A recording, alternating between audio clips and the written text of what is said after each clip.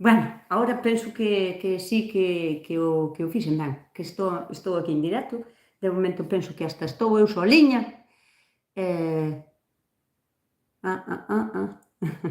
Esperade, non sei se estades aí, pero teño que mirar se o dos chats, todos os chats son visibles. Bien, pois aquí estamos unha tarde, aquí está facendo un temporalazo que mete medo. Agora mismo non chove, e incluso saleu o soliño, parece que está a brillar o sol, que dá justo, pero hasta hai un pouco estaba a chover que metía medo. Entón, decidime onde estades, de onde sondes, e se está chovendo tamén por aí pola vosa zona, porque sei que o temporal é tremendo por todos os lados. E agora tocounos aquí tamén. Hola, Ana, hola, tocalla, que guai. Hola, Susa. Desde Cantabria, en serio, pois encantada de saludarte. Mi madre mon, que tal? Esteban, moi boa tarde. Castela, moi boas tardes. Vives no Bierzo. Que tal está o tempo por aí? En Boiro chove, adictos a los jabones. Que temos pendiente unha tarea ou máis ti na miña horta, de facer uns sabóns especiales cas miñas ervas.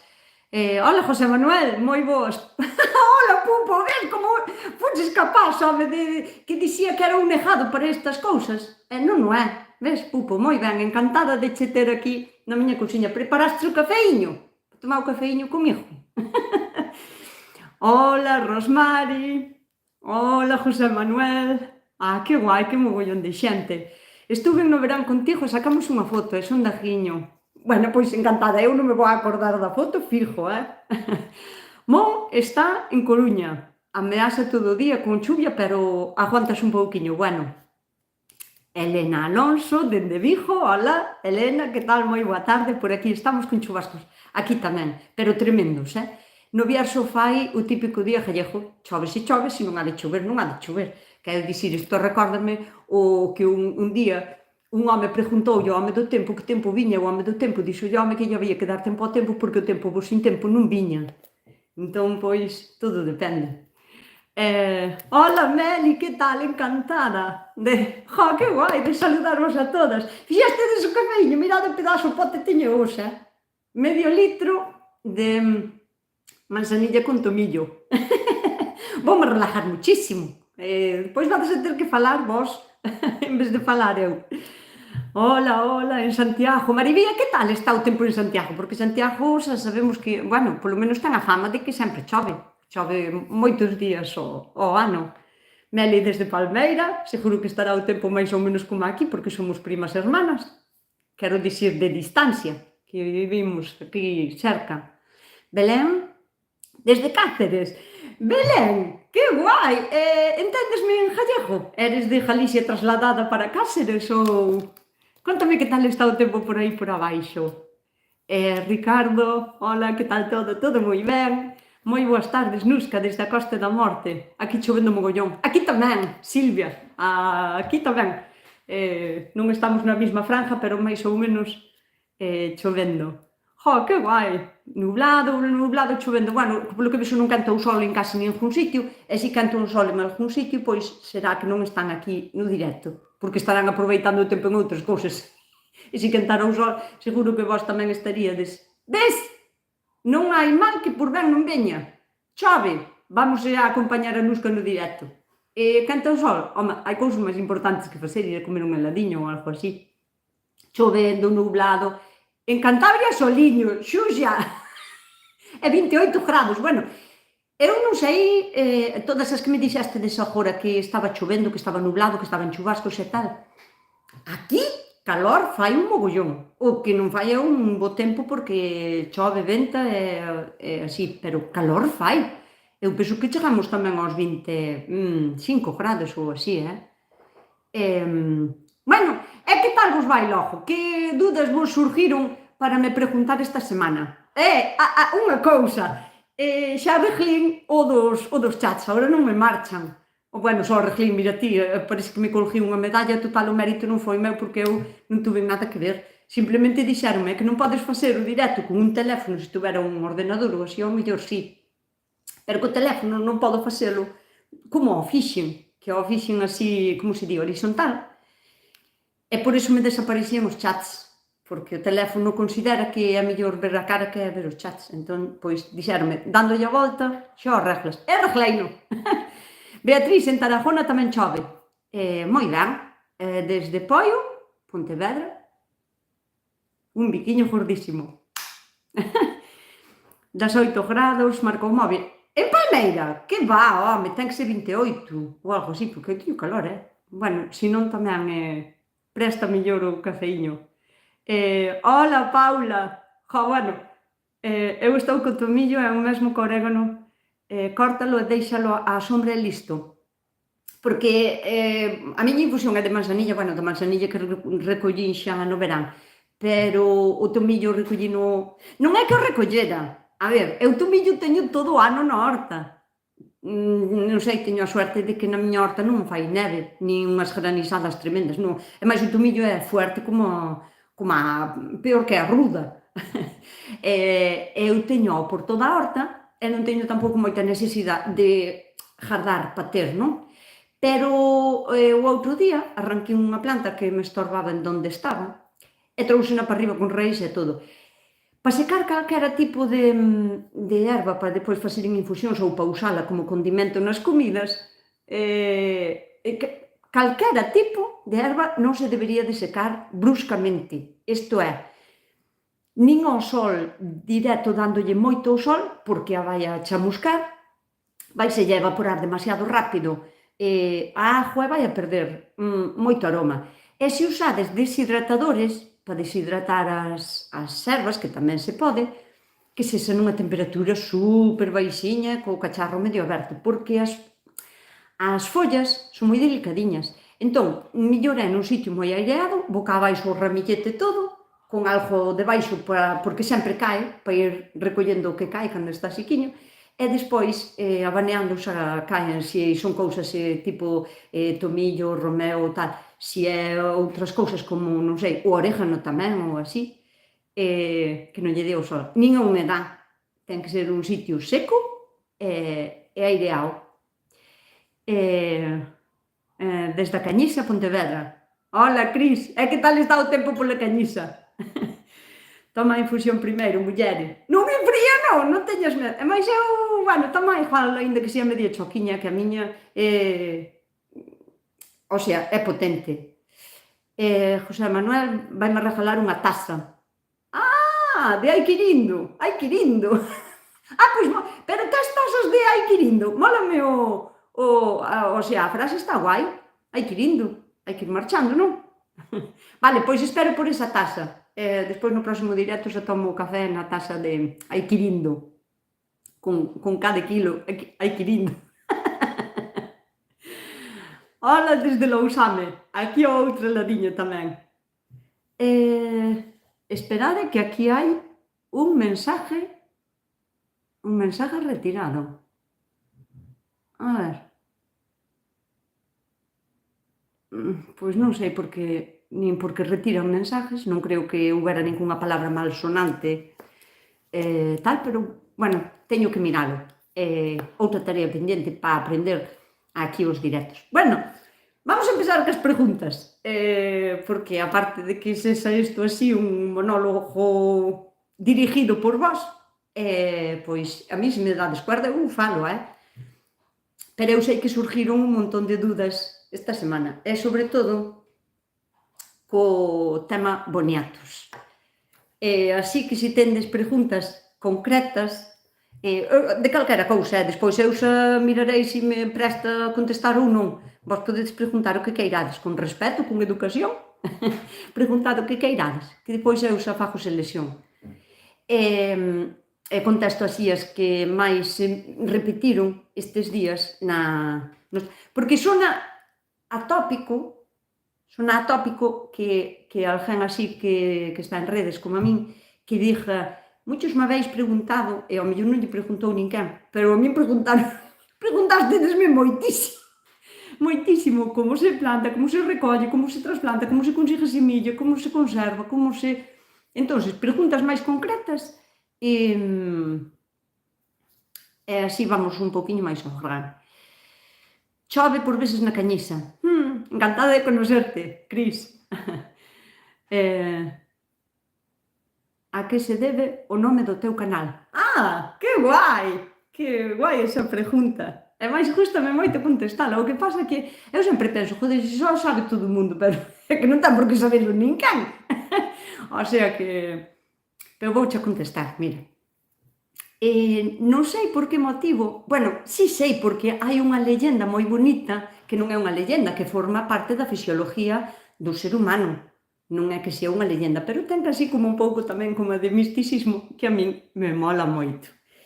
Entón, a historia é que, non sei se a vos pasa, moitísima xente pásalle que se sinte moi vinculada á súa abuela materna, aínda que non a conoxera, porque no meu caso, por exemplo, sí que a conocín, pero moi pouquiño tempo, moi pouquiños anos.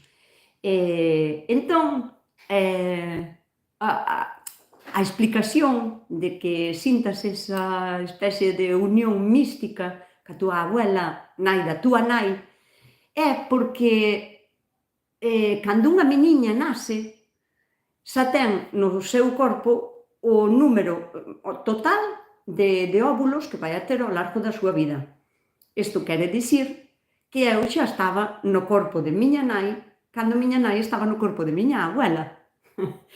Non sei se acaba de entender, pero é así. Unha meniña nace con todos os óvulos que vai a ter ao largo de súa vida. Entón, eu como parte de un deses óvulos, pois eu xa estaba no corpo de miña abuela. Entón sinto unha especie de vinculación que non sei, que me gusta sentir con miña abuela. E resulta que eso, bueno, pois dai ben xa a primeira palabra, non? Alma, non? Sinto como a súa, ao meu lado, non? E despois, o de vella chousa, e o de vella é normal, porque a miña abuela era vella, claro, era miña abuela. E o de chousa ben por... Eu apellídome Chousa, pero miña abuela era Chousa, e meu abuelo era Chousa. O sea, que miña nai é Chousa. Entón, pois nada, como sabedes, os apellidos de unha muller pérdense, porque quedan en segundo lugar, na terceira generación, pérdense. Entón, parece unha maneira bonita de conservar toda esta unión familiar por parte de miña nai, chamándolle ao canal Alma da Vella Chousa. Que, bueno, pois eso, como un respeto pola miña abuela, pola miña nai, e polo apellido Chousa, que o temos repetido a mogollón. Que máis? Non te preocupes, borrei o mensaje. Vale, perfecto. Moitas gracias por aclararmo, porque me tiña así un pouco intrigada, sabes? Porque antes de facer un directo, bueno, YouTube advirte de que a responsable das cousas que sonen mal ou así, a culpable vou ser eu. Entón, me imagino que todo o mundo vai ser responsable, que vai a ter respeto na maneira de expresarse nos comentarios. Entón non restringín nada, pero, bueno, podría facelo, pero non o fago porque supoño que todas as que estades aí son dignas de estar aí e de estar aquí no meu canal e de que non se vos restrinja nada. Depois, máis para diante, pois, xa miraremos. José Luís dime, en Bos Aires, capital, tamén chove, desde Bos Aires. Bueno, non sabedes o que me flipa? O que me flipa que, bueno, a ver, é que, claro, non sei a vos, pero que eu síntome halógena nestes mundos digitales, porque por moito que xa o entendo que todo viaxa rapidísimo, pareceme alucinante que José Luís desde Buenos Aires me estea saludando e estea aquí ao meu ladiño tomando cafeíño comigo. A mí pareceme alucinante. E desde Sudamérica, que tamén hai un montón de seguidoras de Sudamérica. O que pasa é que supoño que non lle coinciden ben os horarios e non sei se haberá alguén por aquí. Vamos allá. Como haces el chachote? Chachote será o chayote ou a patata dulce, ao mellor tamén se chama así, chachote. De onde eres, Cris? Ou engañaste a escribir, porque a mí tamén, bueno, pásanos a todo o mundo. Estamos aquí para aprender sobre unhas cousas feas. Moi ben, claro que sí. Precioso el significado de nombre. Gracias. Faise un pouco largo, é un pouco difícil de que a xente lle quede, non? Pero tamén se sale un pouco do común, porque la huertina ou la huerta de non sei quen, ou la huerta de mi ou mi huerta, hai miles de canales así. E non me apetecía moito poñer la huerta de non sei que. A parte que o meu canal non o quero dirigir simplemente á miña horta. Eu non sei se o sabedes, pero o meu canal ten 1 ano e pouco. Está aínda en pañales, estou aprendendo. E ten 1 ano e nada, uns meses, nada, non sei cantos meses ten. 1 ano e uns meses, quero dicir. E a miña idea para o meu canal, a parte das cousas da horta, é axudar a manter vivas as nosas tradicións de todo tipo, todo tipo de folclore gallego, xa sexa comida, ditos, refráns, maneiras de facer, pois oficios, historias, lendas, cousas así. Iso é o que quería que o meu canal englobara. Pero, bueno, leva moito tempo. A horta como me come moito tempo, e ás veces estou na horta e digo, estou facendo isto, e se non lle enseño agora a xente, hasta o ano xa non lle podo volver a enseñar. E fago por sacar tempo para vos enseñar ao mellor esa cousa que estou facendo, que hasta o ano ao mellor pois non teño outra vez esa cousa para vos enseñar. Entón, por iso teño moitos máis vídeos da horta que do que eu teño pensado. Pero bueno, a patata. Vale, eso, pois a patata dulce. Mira, a patata dulce deberíamos de empezar a incorporala máis na nosa dieta. Por varios motivos. E iso depende de nós. O sea, nos supermercados vai haber o que se demande. E o que se demande é o que máis se vende. Si o supermercado vende, bueno, supermercado ou calquera frutería ou así, si vende 1000 kilos de patatas ao mes e só vende 10 kilos de boniato ou de patata dulce, pois é evidente que teña máis clases de patata normal, que teña moita máis variedade, que teña tal. Pero vou xa dicir os motivos polos cales eu penso que deberíamos de empezar a incorporala na nosa casa, na nosa horta, na nosa dieta. Unha polos beneficios que ten de saludables. En comparación ca nosa patata máis tradicional, a hora de cultivala, é unha barbaridade o fácil que é que se dé a patata dulce. É facilísima de enterrar. É super pouco exigente. Non pode ter moito nitrógeno na terra, ou sea, non nos podemos pasar abonando con merda do que sea, de cabalo, non podemos pasarnos, porque vai aportar moito nitrógeno, e o nitrógeno o que vai a facer é axudarlle a unha planta a facer follas, a que o seu follaje sea grande, sea verde, teña unha boa circulación de todos os líquidos que ten por dentro as plantas, que a súa estrutura sea fuerte, verde, grande.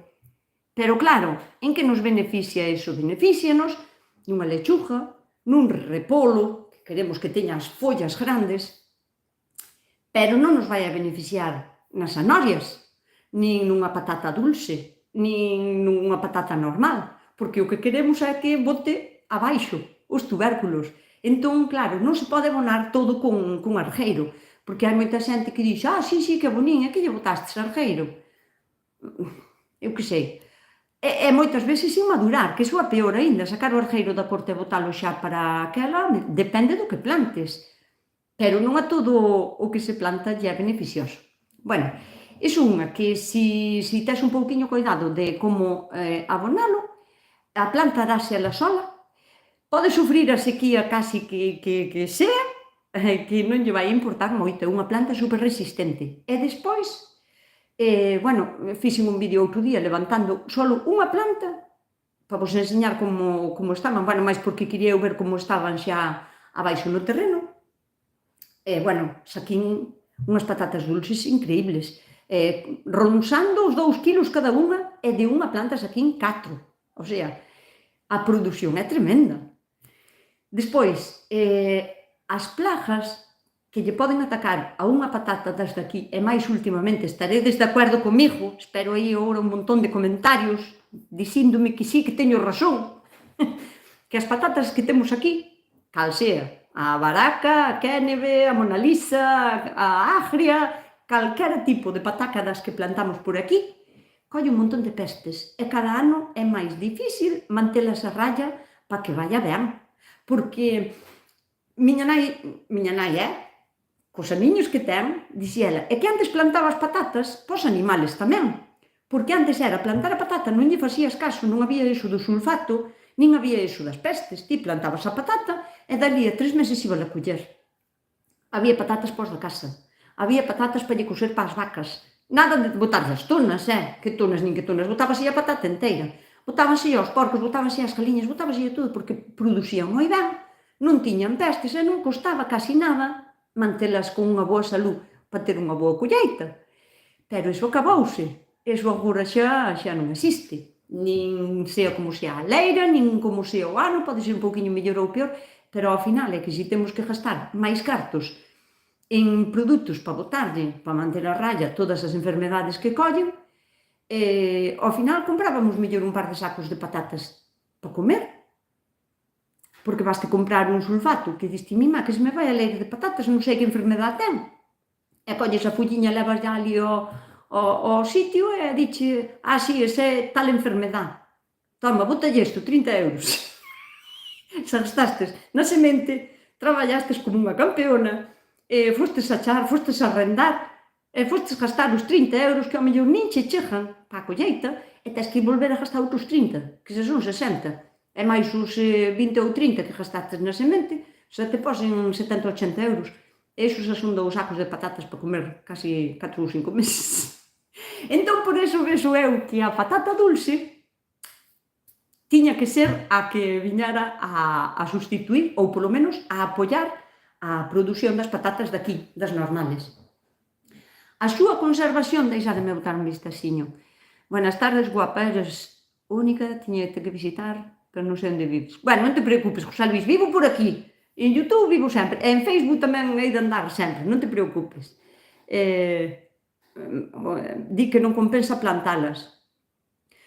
Non polo traballo, porque a ver, está claro que se tes unha horta é porque che gusta. Se che gusta, non consideras traballo o traballo que hai que facer.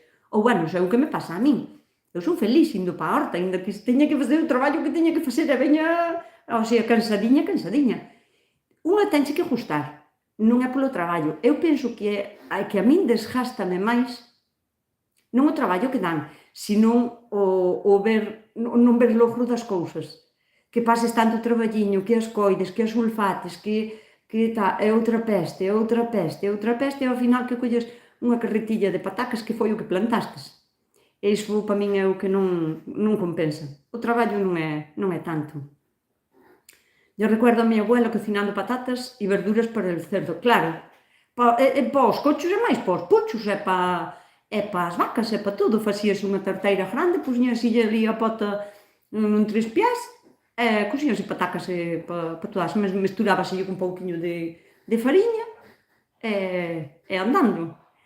Pero agora xa non é así. A patata dulce non se pode conservar, por exemplo, non unha vez que a recolles.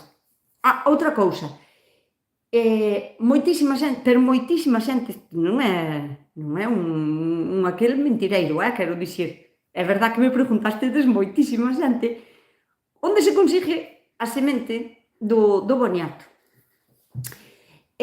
A ver, podes comprar os plantíns, o sea, cando a planta ten así como 20, 25, 30 centímetros, saca como 5 ou 6 folliñas, e cando a venden, non máis ou menos.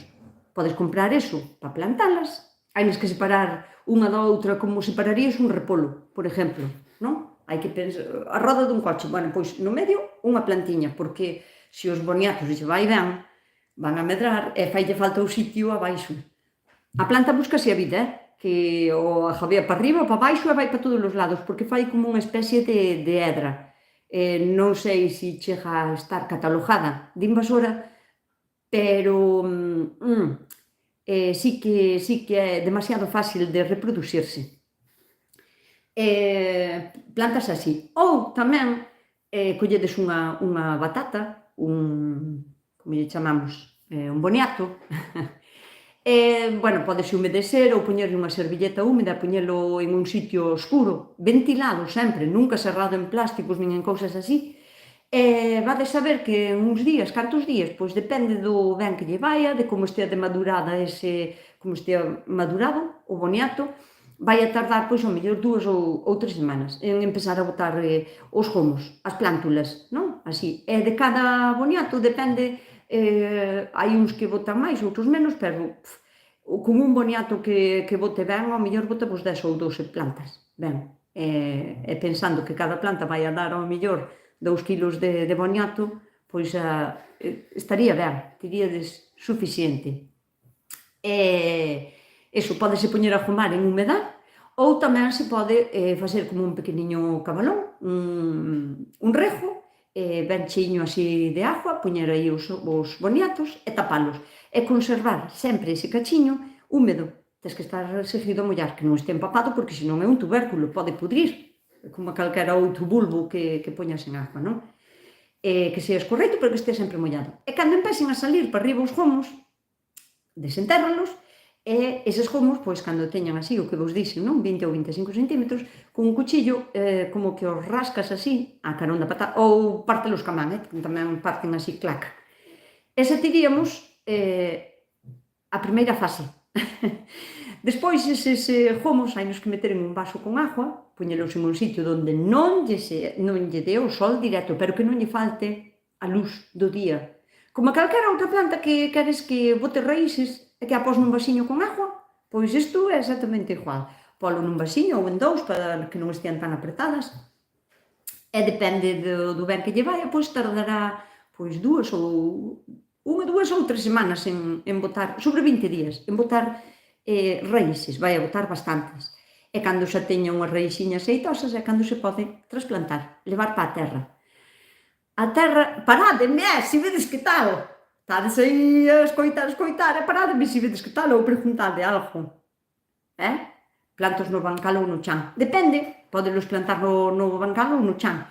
O que si quere o boniato, séntalle ben, por exemplo, a ceniza do fogón. E sempre recalco que a ceniza, cando usamos ceniza para a nosa terra, para abonar na nosa terra, non pode levar madeira, o sea, que non se queimara, nin madeira de palés que estaban pintados, nin madeira que teña barnices, lacas, que foran de muebles vellos ou cousas así. Eso non pode ser, porque as pinturas, os barnices, cada vez menos, porque cada vez sabedes que a pintura dura menos, e iso é porque cada vez teñen menos metales pesados. Antes tiñan outro tipo de componentes que os foron retirando porque non eran bons para a salud.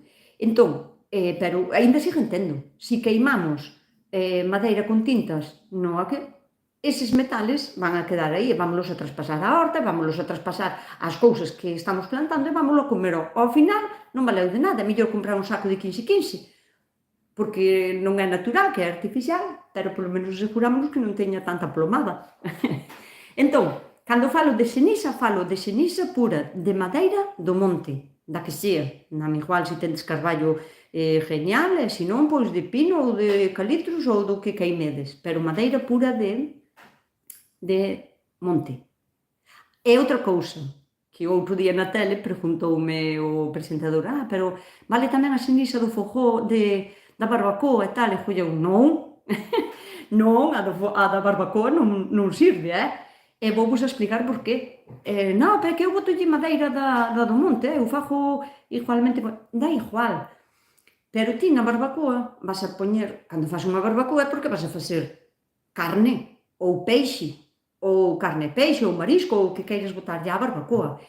E eses produtos van a pincar a súa grasiña abaixo, na borralla.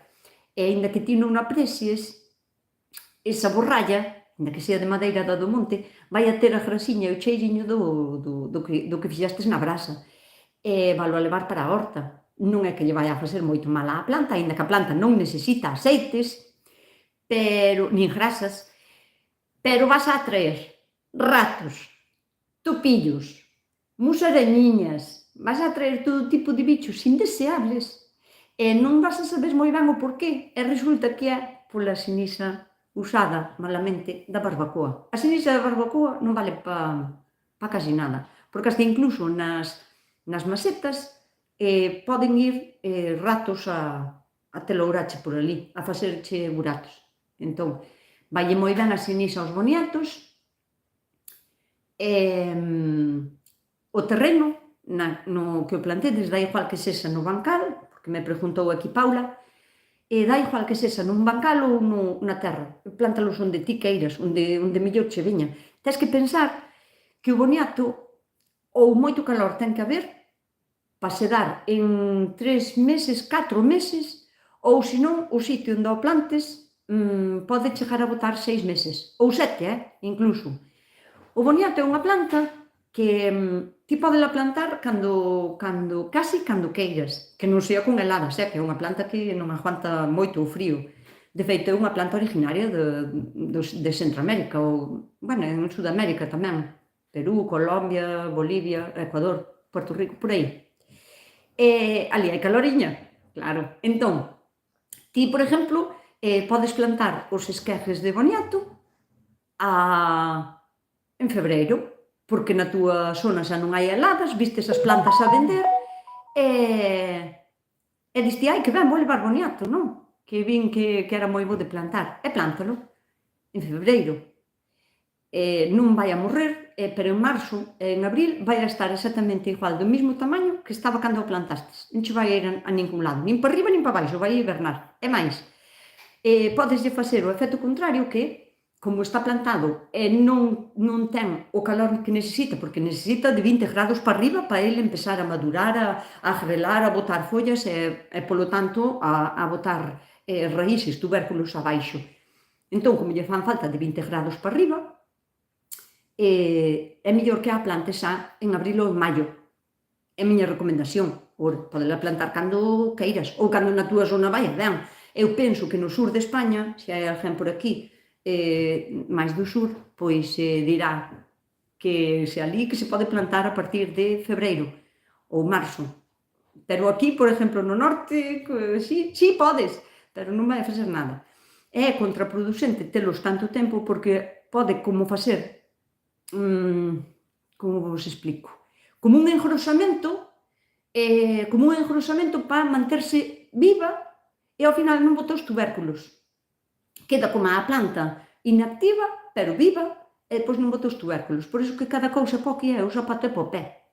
Co conto de que a planta aguanta quieta hasta que teña o calor que necesita para empezar a medrar e a desarrollarse, non a plantemos antes, porque podemos atrasar aínda encima o crecemento. Que vais a ver, que me preguntades por aquí? Donde compras os plantones? Ai, Maribí, que me chegou tarde, Maribí. E como se conservan? Bien. Non sei se me falas deles crudos ou deles cocidos. Entón, vou responder ás dúas cousas, Meli. Mira, para cociñalos, podense cocer da mesma maneira que facedes a pataca, pero máis cousas aínda.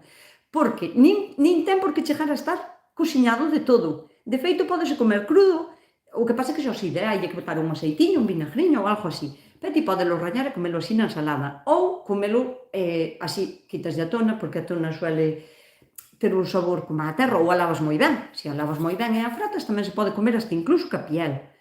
E podelo comer desde cruda, e podelo usar frita, cocida, asada, á brasa, ao forno, á plancha, na freidora de aire, no microondas, podela cocer en agua, é que podes facer de calquera maneira.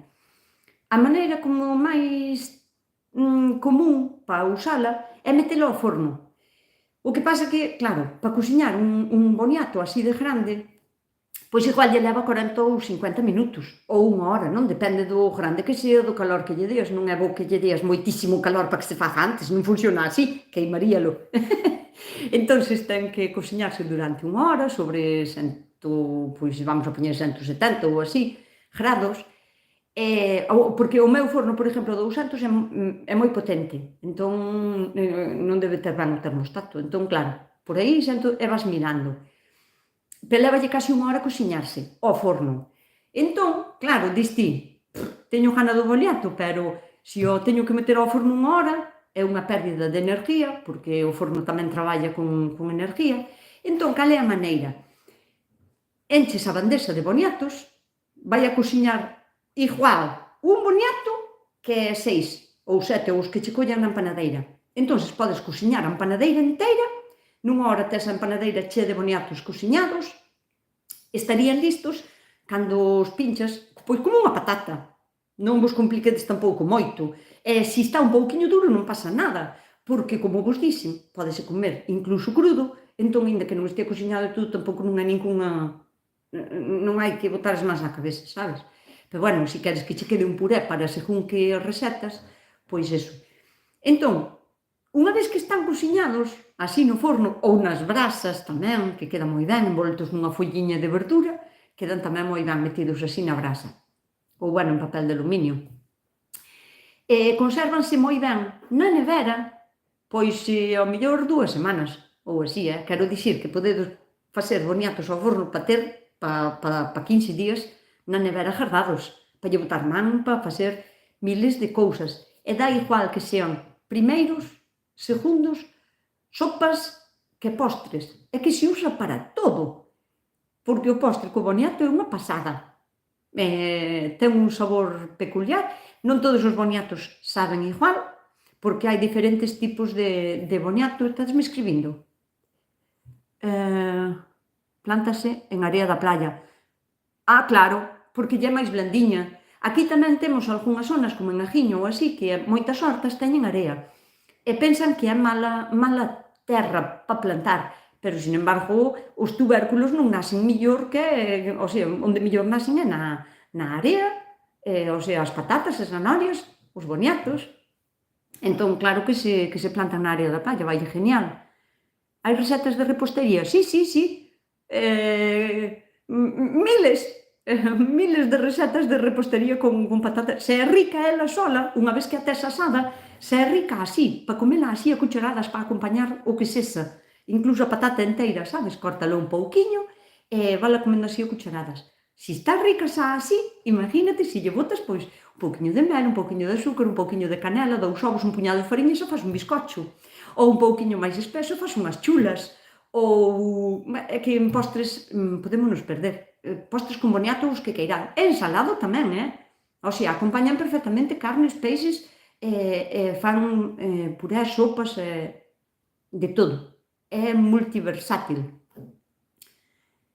Tengo un problema con el secado de las mondas de plátano. ¿Cuánto tiempo tardan en secar? A mí me acaban pudrindo. Se che acaban pudrindo é porque che collen humedad. Non sei de onde eres, María, pero aquí tamén teño ese problema. O sea, eu cando poño, porque me van a facer falta as zonas de plátano a secar, poñas na solaina da ventana. Esa sí que non teñen problema en que lle dea ben o sol. Pero pola noite meto as dentro, porque como lle cae o rocío, xa se volven a humedecer. E mañá volvos a sacar. E antes da tardiña volvos a meter. E tardan en secar, pois, se fai moitísimo sol, máis de 30 grados, e as tes na solaina da ventana, en 4 ou 5 días, se as colles así, telas que oír escachar. Mentres non as oias escachar, non as podes triturar, porque van a ter humedad, e vai a coller mo, a non ser que só botes inmediatamente na horta, pero se é para guardar, para conservar, ten que estar moi seco, que fagas así ca tona de plátano, e escache. Aí estaría para tal. E seguimos co boniato. Eu botaba a xinsa da barbacoa na horta. Agora xa sei por que teño ratos. Claro, Carmen. A ver, que os ratos veñen por calquera outro motivo, Porque, por exemplo, eu que agora teño bichocas por todos os lados, e tamén teño un problema de toupas, teño problema de ratos, bueno, é ratillo, o meu é ratillo de campo e tamén algúns destes furóns, sabes? Claro, é que todo non se pode ter, tendo bichocas, veñen os outros bichos, pero os ratos van porque lle cheira ben, ou porque encontran un sitio onde dormir que é agradable, sabes? As composteiras ou así, se lle botamos demasiada erva recién cortada, esa erva vai a crear a típica cama caliente que vai a facer unha temperatura de, pois non sei, pero superior a 70 grados ou así, moitísimo calor cando se está empezando a descompoñer. Iso para os ratos é un hotel de 5 estrellas. Entón, os ratos van a ir á composteira. E como se evita que veñan á composteira? Pois mesturando varias cousas, non facendo capas moi grandes da mesma materia que se compacte rápido e que ao fermentar fácese calor, e tamén movendo un pouco o compost logo. Si o estamos continuamente dándolle voltas, continuamente tampouco, que eu tampouco lle fago tanto caso. Aparta a composteira todo máis que podas da zona onde plantas as cousas para ti, malo será que veña o rato a comer a horta, deixalo tamén ali na composteira. Xa non sei o que estaba falando. Estaba falando das batatas. Eu, cando se lle botaban patacas ás vacas, cortábanse para que non se lle quedaran estranjotadas na jorxa. Porque ao mellor botáballe as crudas.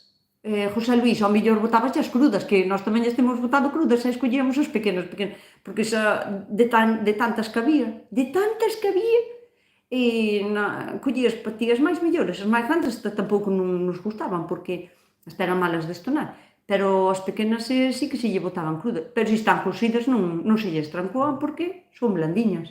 Pero bueno, non me acordo eu tamén se lle cortaban para coser, pero penso que non, E bueno, seguimos co boniato.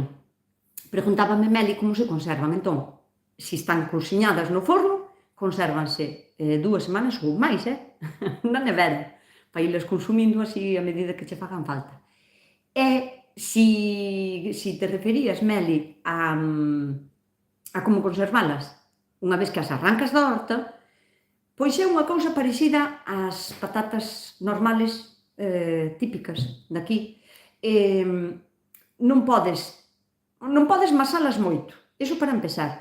Non podes, cando as colles, andar a golpes con elas, porque é como unha masán. Ti unha masán, cai ao chan, cóllela, e diste, non lle pasou nada. Si que lle pasou, o sea, por aí vai a pudrir, porque levou unha masadura, e esa masadura non é visible no momento, pero dali a 3 días sí. E a patata dulce, o sea, o boniato vai pasar igual. Se o amasas, podelle pasar 2 cousas, que se pedre, eu chamolle a pedrearse, a que queda quedalle como un chichón para dentro, negro, con mal sabor, claro, e con color oscuro, é moi duro aí nese lado, non? É como se fixera un quiste ou así, a pedrearse. Tamén se apedrean as outras patatas, chamolle eu así, non sei como lle chamades vós. Entón, cando as recolles, hainas que poñer con moito cuidadiño en caixas, e a poder ser sobre si, non amontonar na mesma caixa unha chea de boniatos porque a caixa é así de alta, é mellor que sean caixas baixiñas e apilalas, porque para que non se mase entre eles. Resguardados nun sitio, pois como as patatas, seco e aireado, é que non lle dé o sol. Ao boniato é mellor que non lle dé o sol nunca, nin cando o apañas. Non é apañalo e deixalo ali hasta que vai para arriba para a casa que o jarde. Mellor é non telo ao sol. Porque se está tierno, se non acabou de facerse ainda ben na planta, pode ser tamén que se apedree co sol, que colla como a manchas. Entón, é solo delicado así neso, pero despois consérvase ben, pois meses. Se non hai humedad no ambiente onde o vas a jardar e o pos así en caixiñas sobre si, pois podeche aguantar hasta a seguinte colleita, pois meses, 4, 5, 6, 7 meses, 8 meses, o tempo necesario para volvelo a plantar. E agora vamos a falar de cantas veces se pode plantar, porque o boniato podese plantar varias veces no ano, non é só vou a plantar en febreiro ou en marzo ou en abril, non? Ou en maio, Ti plántalo e o boniato vai a botar como se fosen... Ola, acabo de chegar. Pois bienvenida, Ana. Estábamos esperando, non falamos nada. Hasta agora non falamos nada. Levamos 45 minutos de directo, pero non falamos nadiña. Estuvemos esperando por ti todo o tempo. Ola, non te puedo ver que estou haciendo que trabajo. Ai, pois, sigue o facendo así que o faz moi ben, Susanita. Porque a min parecíame que estabas traballando. Non me parecía que estabas facendo que traballas. Entón, pois nada. Depois eu colgarei este vídeo e se che presta a vida, pois, polo para repetir. La patata dulce se conserva todo o año. Sí, estou dicindo que unha vez que o recolles, vaise a conservar pois 7 ou 8 meses. Bueno, a ver, máis, pero despois empeza a fumar, porque é como a patata. Se ten humedade no sitio onde o guardas, ainda fuma antes. Entón, se quedes sin elas antes. O boniato, a súa parte aérea, a parte de arriba, a parte verde, é como interminable. Fai como se fora unha hedra. Empeza a botar como unha hedra, unha liana, e desa liana empeza a botar ramificacións, e depende de onde a teñas, ela vai a onde pegue co chan, vai a botar raíxiñas. E esas raíces, se o sitio no que está lle é axeitado, o sea, que é blandiño, que tal, vai a enraixar e vai a facer outra patata máis. Neste caso é bo que a separes da nai, da anterior, porque repártense a forza. Entón, para que a nai non teña que manter a ninguén máis, mellor é separalas. Pódela levar para outro lado, incluso, ti colles a liana esa, onde teña as raíxiñas, cortas, que parte super fácil así ca man, así non cunha tixeira, e ese cachiño que ten así aquí as raíces, imaginaos. Espera, que teño aquí a libreta de dibujarvos cousas. Hasta collí un bolígrafo grande, porque dixo, a semana pasada quixen dibujar unha cousa e non se vía no chisme este no aparato, non? Bueno, pois, mirad, imaginadevos que eu planto aquí un boniato, non? Bueno, xa ten así as follas, este é a terra, e ten por aquí os boniatos, non? Xa, dando os seus froitos. Pois resulta que vai a soltar unhas lianas por aquí, con máis folliñas, e vai a enraíxar. Estas folliñas, se tocan co chan, enraíxan. Entón, ti córtala por aquí e córtala por aquí, e isto plántala en outro lado. Pódela levar como se fora unha plántula. Vaiche a sufrir un pouco, sabes? Porque cando arrancas da nai, toda esa salvia, contaba con ela, de repente cortaslle, vaixe queixar, pero non pasa nada.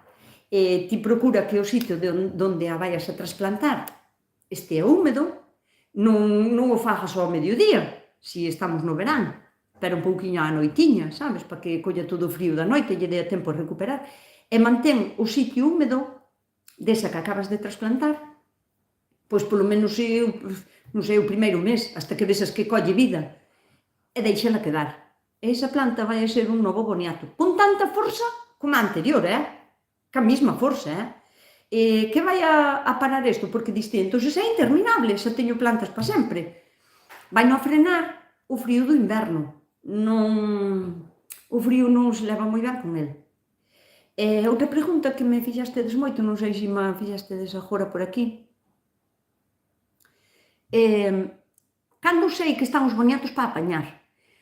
O boniato está para apañar cando a súa planta, o sea, a parte aérea, a parte de arriba, é moi frondosa, é moi bonita, ademais, se a queredes plantar nunha maceta non vades a ter boniatos, pero vades a ter unha planta chulísima, super resistente, se queredes encher así unha jardinera que colge un balcón ou así, é bonita.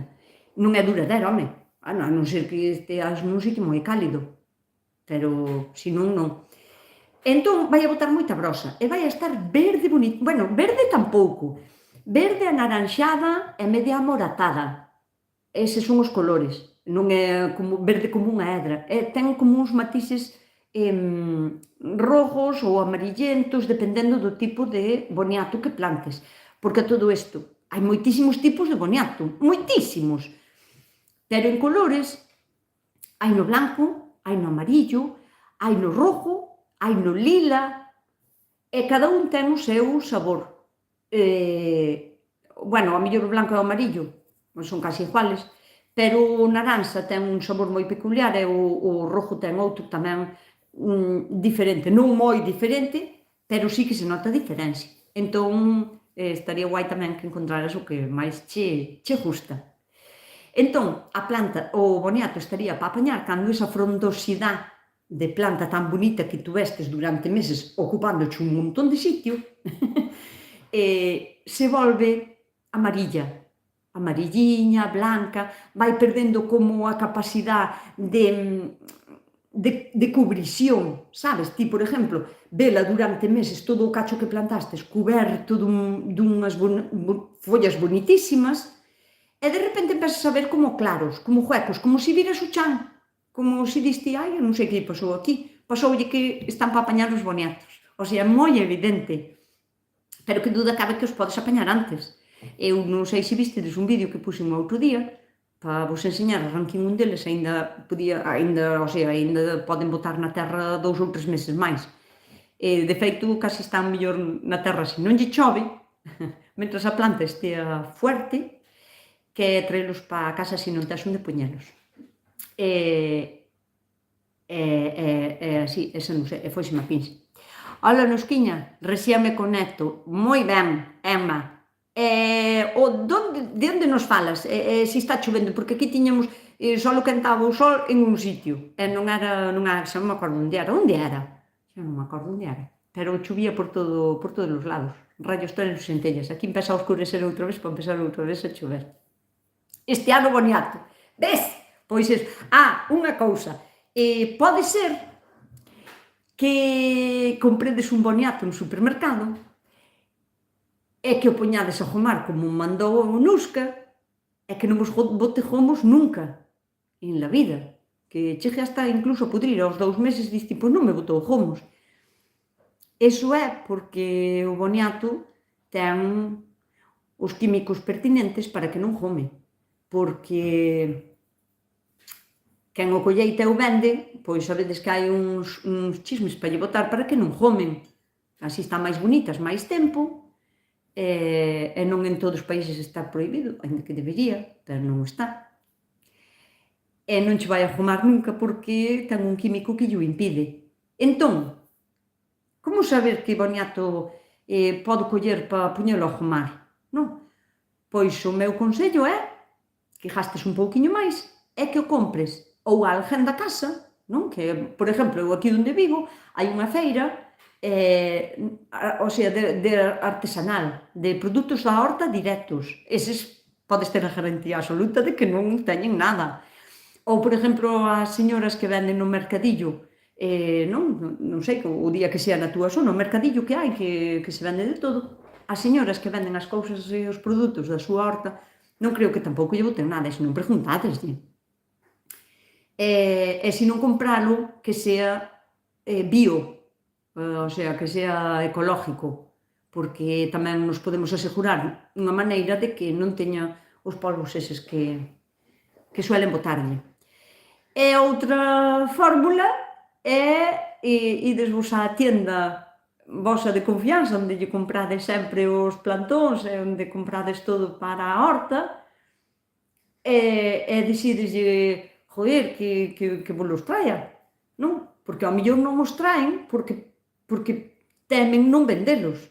A ver, eu tamén, se teño unha tienda e sei que vou a traer uns boniatos que non vai a comprar ninguén, pois non os traio, non? Prefiero traer lechugas e repolos e tomates e pimentos, que iso compro-mo todo o mundo. Pero, bueno, eu penso que se os pedides non terán problema en traerlos. Bueno, tema boniatos casi unha hora, flipade. Isto daba para un vídeo. Que conste que vou facer un vídeo explicándovos todo desde a miña horta, explicándovos paso a paso, e explicándovos tamén, facendo algunhas recetas, explicando como traballar con un vídeo. Pero, bueno, sabía que tiña que ser un tema que tiña que tocar aquí no directo porque me preguntou moitísima xente. A ver, que máis temos por aquí? Sol en Cantabria. Se hai un pouco me dixestes que chovía, porque andan nubes e claros. Eres a mesma, sí, claro. Sol en Cantabria hai un pouco chovía. Aquí agora está nublado, xa chumando agora para aí, para arriba, para Cantabria.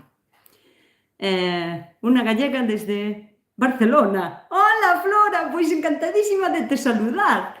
E que tal está o tempo por Barcelona? Chove tamén, claro, supoño.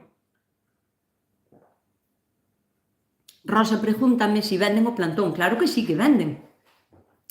Xa estuve falando deso, sí que venden o plantón. E se non, pois, pedide, home. Eu supoño que traer un pouco non implica nada. Canto sabería que plantar? Esa é outra cousa tamén que me preguntou xente.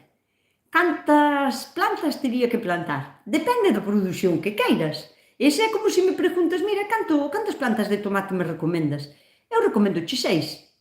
É deste, pero o meu cuñado sempre planta 4 dúcias. Que sei, depende do que queiras emplear de tempo en coidar 4 dúcias de plantas de tomates ou... Depende do sitio que teñas tamén, porque non son plantas que se podan plantar moi xuntiñas. Entón, non sei, depende dos que comas tamén, porque unha planta dá bastante, dá moitísimo. Entón, eu recomendoche, por exemplo, empezar con media dúcia, ou así, e xa vas mirando. E podes replantar, ou sea, media dúcia, pero despois podes replantar, como vos expliquei, cortando o esqueje que enreixa, e... O que acabo de ver, Dios mío! Non me dixades que non parece un home facendo malabares con 2 paus con unhas orellas un pouco exageradas. É que, dende logo, é que non sei dibujar nada ben. Só sei dibujar cando fago murales. Que acabo de verlo así agora. Non me dixades que non parece, un home facendo malabares así con 2 paus. Ou unha muller, non sei o que é. Bueno, máis preguntas. Aquí, hoy 30 grados. Que aquí tamén fai calor, pero temos chuvia. Falta lo de las calorías. Referíame a que só facía sol en Candar. Aquí... vale. Aquí tamén. Aquí ainda non empezou a chover, pero está negro cargado. Son unha das administradoras de Hortas Galegas, do grupo de Facebook. Encantada. Hola, Gemma, pois encantada eu tamén de te saludar así por aquí. É un grupo que si tendes hortiña, recoméndovolo porque sempre surgen dudas de outra xente e as dudas de calquera persona son as dudas de outras persoas, o sea, está moi ben porque a xente plantea o seu problema. Bueno, a ver, sempre hai quen di barbaridades tamén, pero, bueno, normalmente hai xente que sí que entende un pouquiño máis e que lle dá a solución.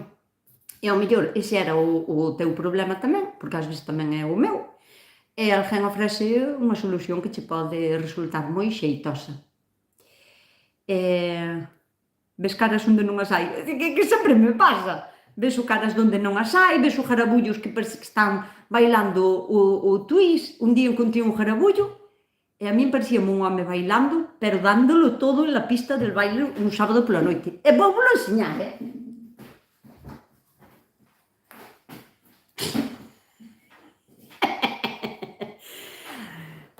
Leva na miña casa, non sei, pero pois estábamos en pospandemia, 2 anos, non sei, ou 3 xa, mirade, 3 anos. Non vos parece un tío la mar de molón bailando Fiebre del sábado noche? Pois a min pareceu, e trouxe. E está. É unha raíz que está bastante ben curada e non pude. Ves cousas onde non as hai. Un home asiendo el pino. Bueno, se o puxera así, sí.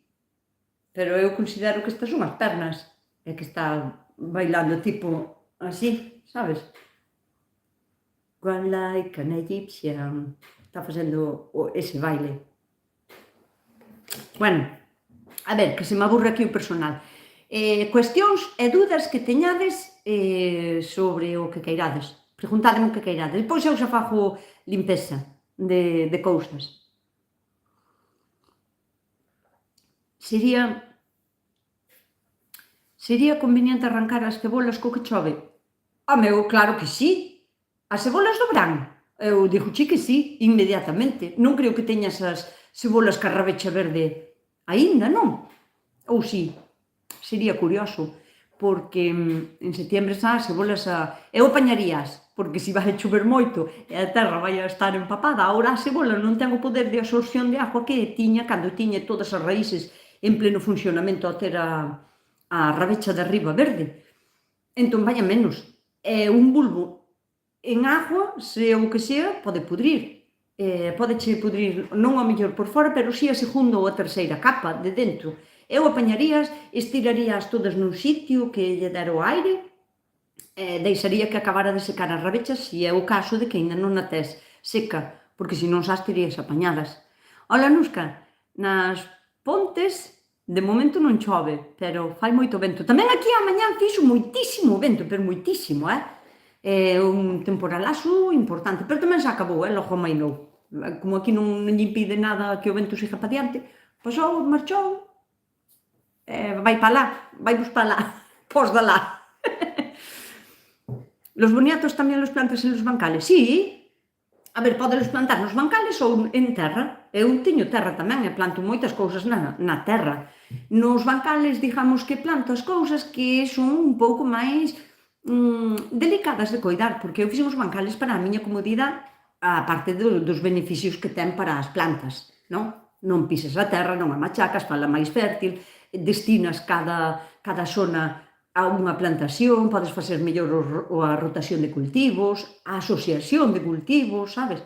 É como moito máis cómodo. Pero ás veces tamén planto na terra moitas cousas. E os boniatos pódense plantar na terra ou nos bancales, onde queirades. Si tendes un bancal, a ver, sempre tendo en conta de que os boniatos poden, dependendo de cando os queirades plantar, poden botar na terra 7 meses, Entón, que ides a ter ese cacho de bancal ocupado moito tempo. Entón, o que está guai, por exemplo, é poñelos nun lado do bancal, na beiradiña daqui. Home, na beiradiña de todo non, porque os boniatos van a medrar así. Entón, pois, ese cacho polo menos separalo a unha cuarta, e cando vaya botando as rabechas todas, que son como se foran hedras, lianas así, con hedras, pois quitádelas do bancal e botádelas para fora, para que se busquen a vida polo camiño ou por o que teñades ao outro lado, que aí non molestan. E incluso, se vos fan moi largas, porque poden esbrosar moitísimo, pasadeslle tamén a tixeira por onde queirades, que non lle deixa facer mal ningún. Hai que deixar sempre follas para que sigan facendo a fotosíntese, senón como se os cortáramos o pescozo. Pero con deixarlle 1 metro así de liana con folla, cas súas follas correspondentes, chega o resto, podedeslle pasar a máquina, ou a máquina ou a tixeira ou así ca man, retorcedeslle o pescozo, e esas follas pas jaliñas, Bueno, se non tendes jaliñas, es que temos suerte de ter jaliñas, botamos desas. Pero esas follas cómenas moi ben os animales. E se non, pa a composteira. Non me tiredes cousas así por tirar. Todo o que vala pa a composteira. Hai que facer compost para ter unha horta bonita, saludable e podela seguir abonando sin químicos. Como faz para conservar a planta de peramelón dun ano para outro? Mira, depende de onde vivas. A planta queda aí. É un arbusto perenne, pode chegar a morrer aos, non sei, aos 6, 7 anos ou 8, ou antes. Eso depende de, ao mellor un ano veñe unha helada, colleu unha débil de salud e se pillouna. Eso pasa como a nós. Se unha planta está fuerte, podes enfrentar a unha enfermedade dunha maneira totalmente diferente que unha planta que está debilucha e carente de minerales. Entón, se lle procuramos os minerales, porque a planta non pode chamar a telepisa cando ten falta de comer, temos que proporcionar nós. E se a planta está fuerte, podeche durar dun ano para outro, sempre cando non haga heladas, porque se sufrides heladas na vosa zona, ou neves, granizadas tremendas, aquí non, porque ao estar na beira do mar, o clima é moi atemperado, e cada ano é máis atemperado, o sea que fluctúa menos que do verán ao inverno e do día á noite, fluctúa moi pouquiño.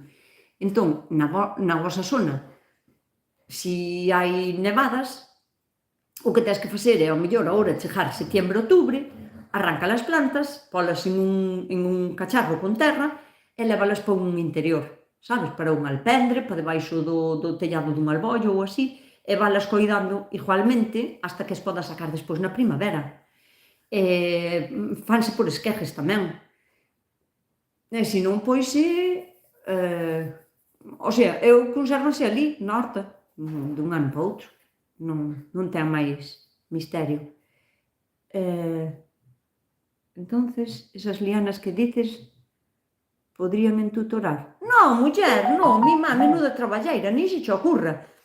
Non é que va, que va. Home, sí que se podería tutorar, dísme ti, bueno, pois eu vou a plantar os boniatos aquí ao lado xusto desta alambrada e vou facer que as ramas vayan pola alambrada.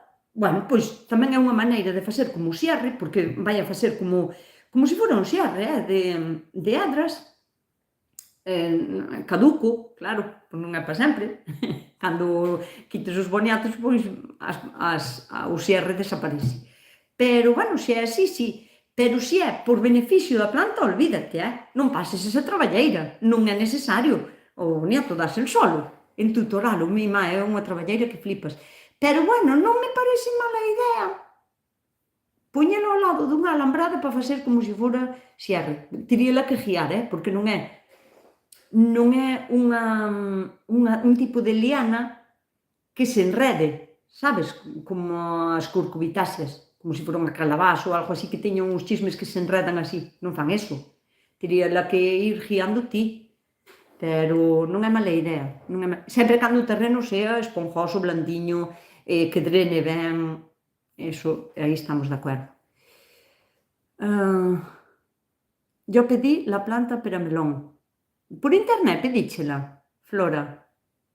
E o que pasa é que pídela nunha época mala porque ven aí o inverno. Entón, non sei eu se che dará moi ben.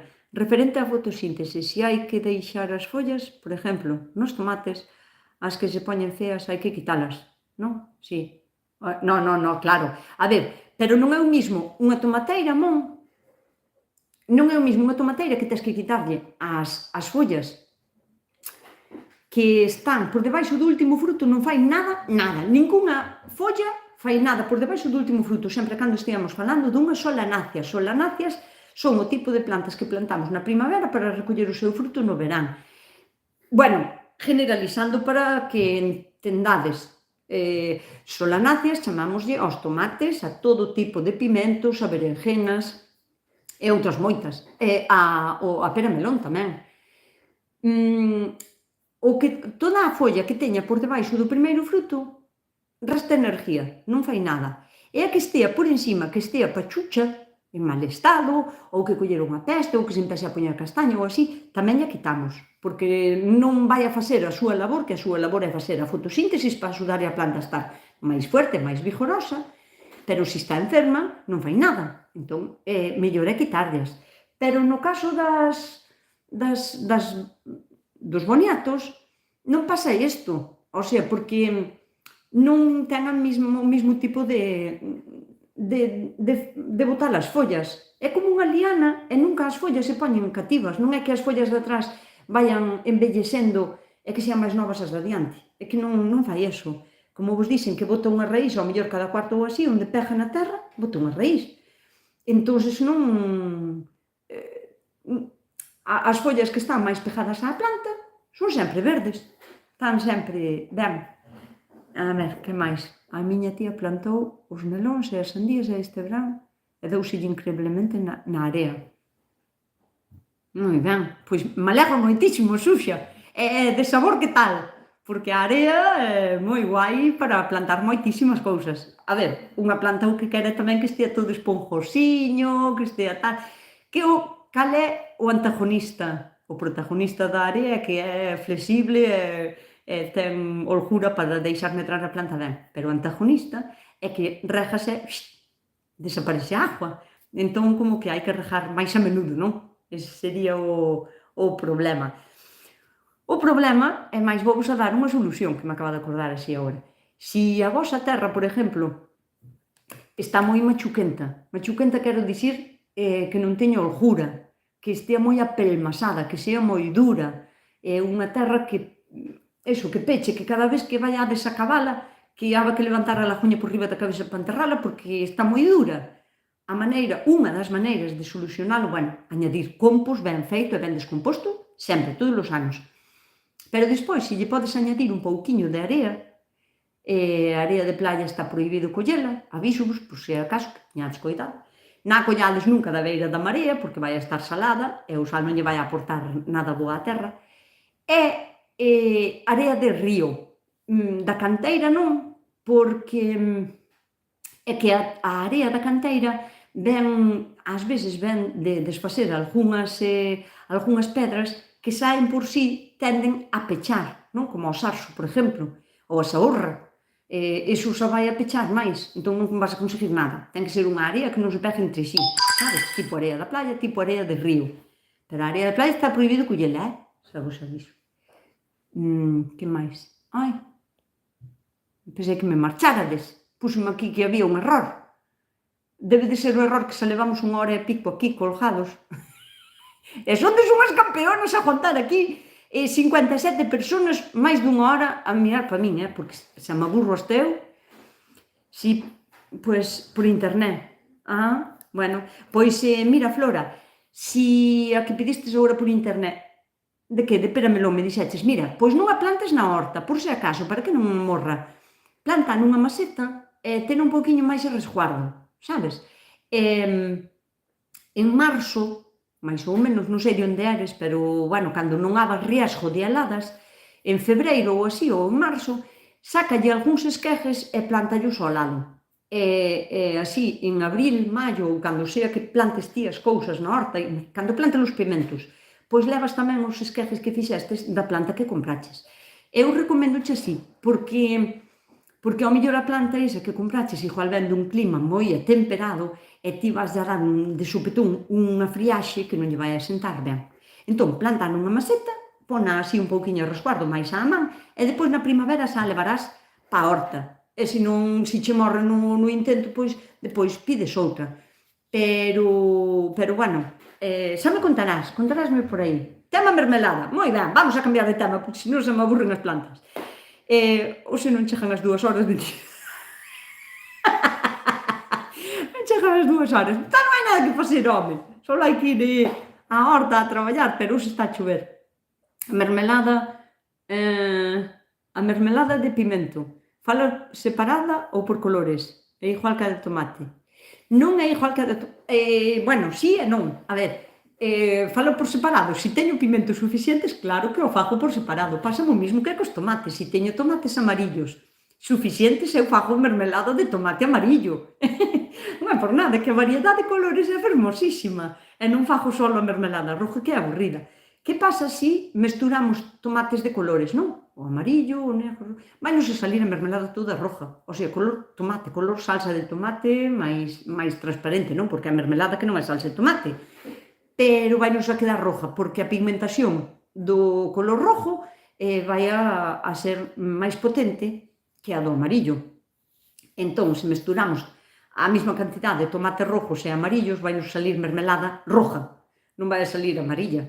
Nin unha mezcla morada, non pasa así. A pigmentación é máis débil, a do amarillo.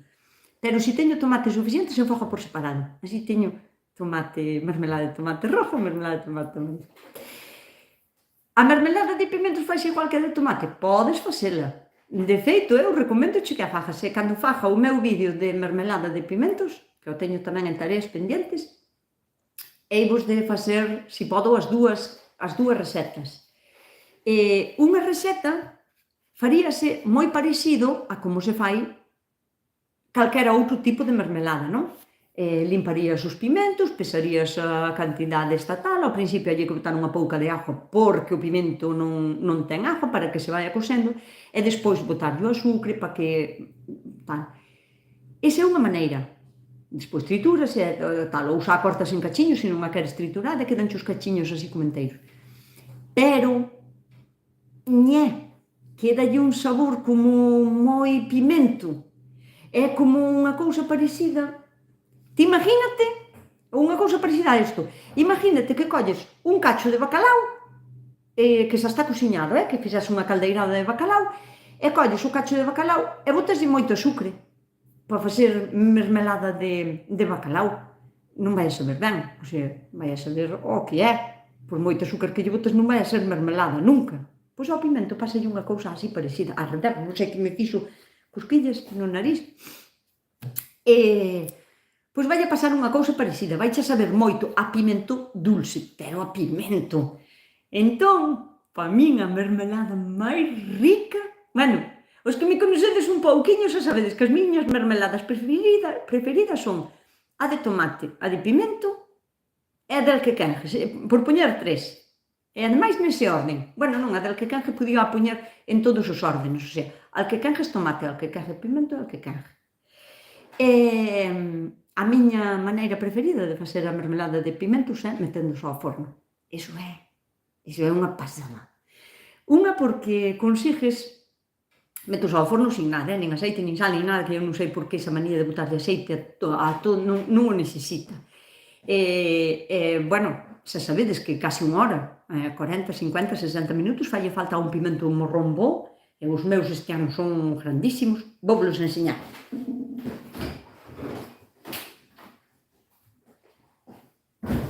Aí, mirade para aquí. Fijadesvos, pedazo pimentacos. Pois, mira, por certo, saberíades distinguir un pimento macho dun pimento femia? Mira pa aquí, que guai, así saliron os dous. Saberíades distinguilo? Pois este é un pimento femia e este é un pimento macho. A femia é moito máis carnosa, gorda e dulce, incluso para comer, sabes, cruda ou así, e para facer frita porque solta menos agua, e este é como se tuvera máis condensación de agua, entón é mellor para guisos e cousas así. Para fritar é mellor a femia. As femias, a ver, sacando casos excepcionales, o número de bultos, vedeslos aquí, 1, 2, 3, 4, o número de bultos é par. Pode ter 2, 4, ou en casos moi excepcionales fai como se foran 6 codillos, pero xa é complicado. O normal é que teñan así 4. E o macho sempre vai a ter 3. 3 que ás veces tamén ten 2 e é macho, o que é inconfundible é que o de 4 é unha femia. Así que este é moito máis duro, máis carnoso, as sementes son mellores para jardar e todo. E falábamos da mermelada, non o sabía. Claro, pai, que peixo estou eu aquí para che aprender esas cousas. Apunta a mermelada de fisales. Ricardo, xa teño unha receta de como se fai a mermelada de fisales, alquecanjes, no meu canal. E máis, no mesmo vídeo teño a del alquecanjes e a de fresa, creo. Así que hai que buscar pola receta, xa está feita. Tes panadería? Por que madrugas tanto? Ai, madrugo moito, sí, porque son unha persona que me encanta madrugar, o sea, non che son nada nocturna. Eu danme non sei, as 11 da noite e estou ca boca aberta a bostezar. Non che son bicho de noite, pero, sin embargo, non me importa madrugar, o que teña que madrugar. Vou pa a piscina todos os días a nadar e levántome moi cedo, pero porque me presta, mas xa me desperta a cabeza. O meu norte xa fai que é hora de levantarse, e xa me levanto.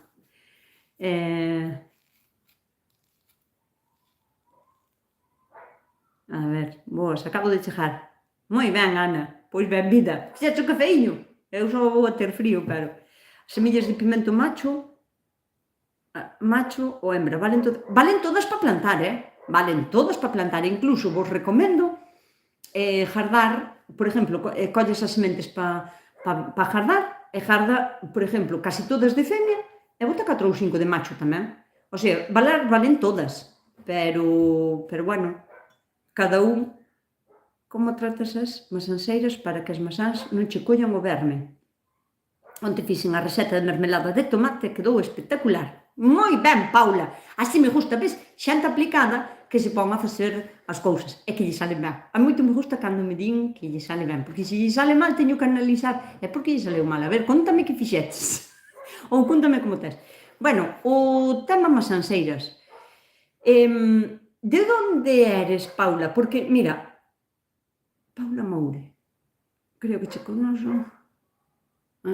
Bueno, non sei.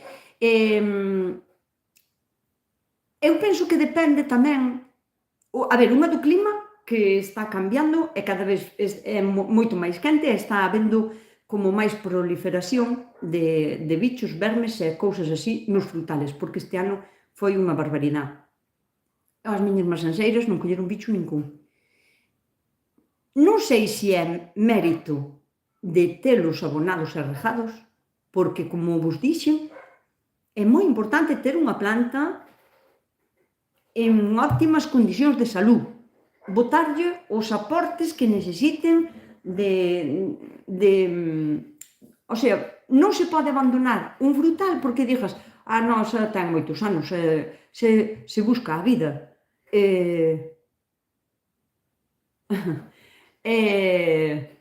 Búscase a vida que xa non teño que abonalo nin nada. Hai que abonalos, os árboles hainos que abonar, porque teñen carencia de cousas. É como nós, se unha persona se alimenta ben, non? O sea, cousas saludables, feitas na casa, todos sabemos ao que me refiero. Se se mantén ben hidratada, me refiero a beber a cantidade de agua sin que o corpo xa pida. Antes de ter sede é cando hai que beber. Se comes ben, estás ben hidratada, tes unha boa salud, practicas deporte, así, cando colles unha enfermedade, vala a recibir mellor e vas a superala mellor que unha persona que non se coida, que fuma, que bebe, que come por calladas, que non fai deporte ningún nunca na súa vida. A maneira de enfrentar enfermedades é diferente. Entón, para os árboles, tamén, se o teu árbol colle moita bichería, pois, a ver, pode haber moitos outros problemas, porque sí que está habendo pestes nos árboles que non había, e hainos que tratar, pero posiblemente teña tamén carencias, sabes? As plantas necesitan, como a nós, non? Un tipo de nutrientes, unha variedade de nutrientes que se catalogan, como digamos, en dous bloques, non? Un son os macronutrientes, que son dos que menos necesitan, pero en maior cantidad. E os micronutrientes, que son os que máis necesitan en menor cantidad. Pero que os necesiten en cantidades super diminutas non quere dicir que se lle falta non pasa nada. Nutrientes que máis necesitan as plantas, dependendo da planta, do estado de crecimento e do tipo de planta. Fósforo, nitrógeno, potasio e magnesio. E despois empezamos a baixar calcio, ferro, manganeso, moitísimos nutrientes que lle fan falta en cantidades así, pero fanlle falta. Entón, claro, un árbol que leva plantado, imaginadevos, 10 anos ou 15 ou así, no mesmo sitio, ou ten unha facilidade tremenda para expandir as súas raíces e seguir buscando nutrientes, ou haille que axudar, haille que botar algo de nutrientes todo alrededor, e regalos, en tempo que faga calor ou así, hainos que regar tamén. Entón, se o árbol está fuerte, eu penso que é outra maneira de enfrentarse mellor a toda a bichería que lle veña, sean fungos, sean virus ou bichería. De todos os xeitos, se a masán colleu bichos, posiblemente fose por algún tipo de polilla ou mosca que pusera os ovos nas flores. Se o problema che persiste durante 2 anos ou 3, non esperes. Busca solución ao problema, mira como é o bicho, abre quítalle fotos, enséñalle no sitio onde compres ti normalmente cousas para a horta, e fíate do que che vendan, do que che digan, fai así, pero non esperes a que as masás teñan bicho. xa sabes que vai a pasar, anticípate, e cando na primavera vaites ao sitio, mira, o ano pasado pasoume isto, enséñaslle o como era o bicho, como che facía o aquel e tal, e anche de dar unha solución, ou polo menos para intentalo, e abona os árboles e regos. Meus consellos, super consellos, non sei se valen para moito, pero nos que teño moito abono das caliñas. Claro, podo poñer na horta ou deixo descansar a horta hasta a primavera. Ningún tipo de esterco, eu xa non sou moi amigo do esterco, pero non me gusta. Pero de todos os xeitos, ningún tipo de esterco pode ir vivo pa a horta. Xa os vellos o botaban e tiñan en conta as lunas para sacalo da corte naquela luna tiña que pasar na horta non sei cantas lunas tamén en montes para que fermentara, para que fervera. Porque ao empezar que a descomposición é todo fai como o que fai o da cama quente, sabes? Que colle unha temperatura tremenda para e esa temperatura que colle pola fermentación mata moitos patógenos que poda ter o arjeiro, pero non todos, hai arjeiros que son moi fuertes para a horta. E as cousas que plantamos na horta normalmente, estoume referindo a repolos, lechugiñas, zanorias, pimentos e tomates, estas cousas que non teñen tampouco tan larga a vida, non necesitan arjeiro aí a diestro e siniestro, sabes? Outra cousa é o millo que botes pas galiñas ou así, que dis ti, pois, eu vou arjeirar que vou botar o millo. Bueno, e pas galiñas, aínda que teña algo de patógenos, pois ao mellor dá igual. Pero eu a horta de plantar as miñas lechugiñas non lle boto arjeiro. E se tes moito arjeiro de galiñas, boto á composteira. Na composteira todo está genial, porque a composteira é para iso, é para descompoñer todo o material que botes, dándolle tempo, sempre hai que dar tempo, A min isto de facer compost en 3 meses, a min non me nin mo creo, nin me entra na cabeza, o sea, non é normal. Polo menos dun ano para outro. Ou diste, bueno, polo menos 7, 8, un embarazo, 9 meses. Bótalle ese tempo para que se descompoña ben. Cando saques o compost da composteira, non pode quedar nada do que un día foi. A forma do que un día foi. A ver, hai cousas que resisten un montón. Ti botas unha calabaza que che pudreu á composteira e vas po ano quitar e ao mellor as sementes da calabaza están intactas. Pero porque as sementes, pipas, calabaza, cacahuetes, castañas, esas cousas aguantan moitísimo, porque o que quere a planta é que a súa semente aguante ben dun ano para outro. E están preparadas, digamos, genéticamente para aguantar dun ano para outro para o ano poder sobrevivir outra vez. Entón, hai cousas que ao mellor non se descompoñen, pero, por exemplo, a merda de galiña eu botaría a composteira.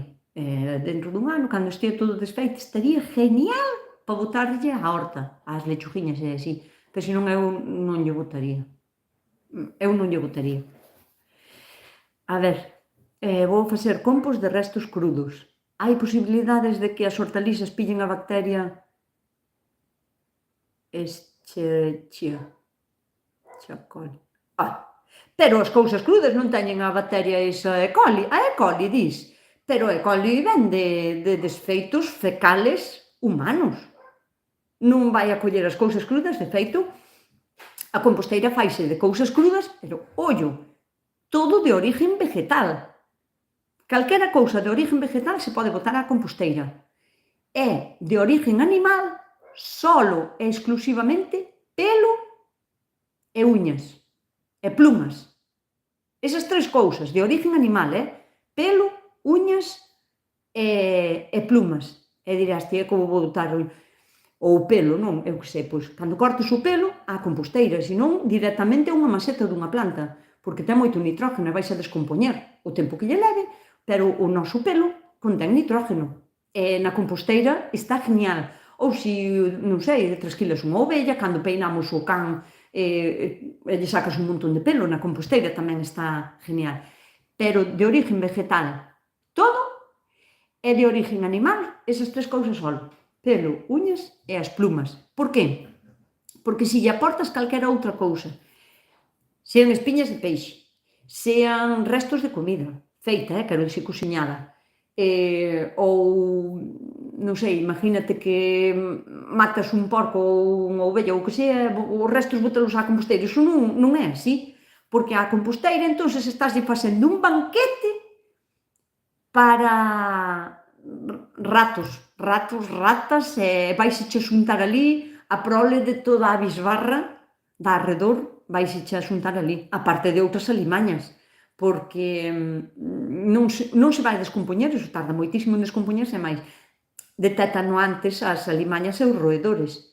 Vas a traer á composteira bichos totalmente indeseables, vale? Entón, quedamos en iso, de origen vegetal o que sexa, pousos de café, cascas de ovos, de origen animal tamén, que se me olvidaba, e iso, pelos, plumas e pouco máis. Non, gracias, o pelo non. Pois o pelo sí, mon, porque cando cortas o pelo así nunha maceta dunha planta fai moito, porque lle aporta nitrógeno ás plantas, e a maioría das plantas que temos son plantas de folla. E como vos dixen antes, o nitrógeno axuda a que os líquidos da planta circulen ben para ter unhas follas grandes, bonitas e verdes, para que haga bastante clorofila e unha fotosíntesis perfecta, fai falta nitrógeno. E o pelo vai a aportar. Non ten mal ningún, o seu pelo descompónse moito máis rápido incluso que unha calabaza que está a medio pudrir,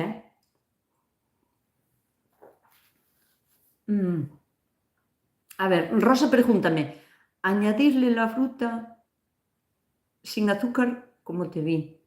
Mi duda es que ya hice el vacío. Non entendo a túa pregunta. Si me podes volver a preguntar, Rosa, porfa, porque añadiste la fruta sin azúcar, como te vi. Non sei a que te me refieres. Formúlame a pregunta, porfa, que non che entendo, para te poder axudar. O meu pelo xa non ten color. Pero vale igual, muller, aínda que non teña color. Non te preocupes, vai a ter o nutriente, o nitrógeno igual, vais a descompoñer. María Dolores, hola guapa. Podes falar un pouco sobre os brécoles. Estamos no tempo de plantar brécol. Brécol, coliflor, todo tipo de coliflores, romanesco, repolos, coles e tal.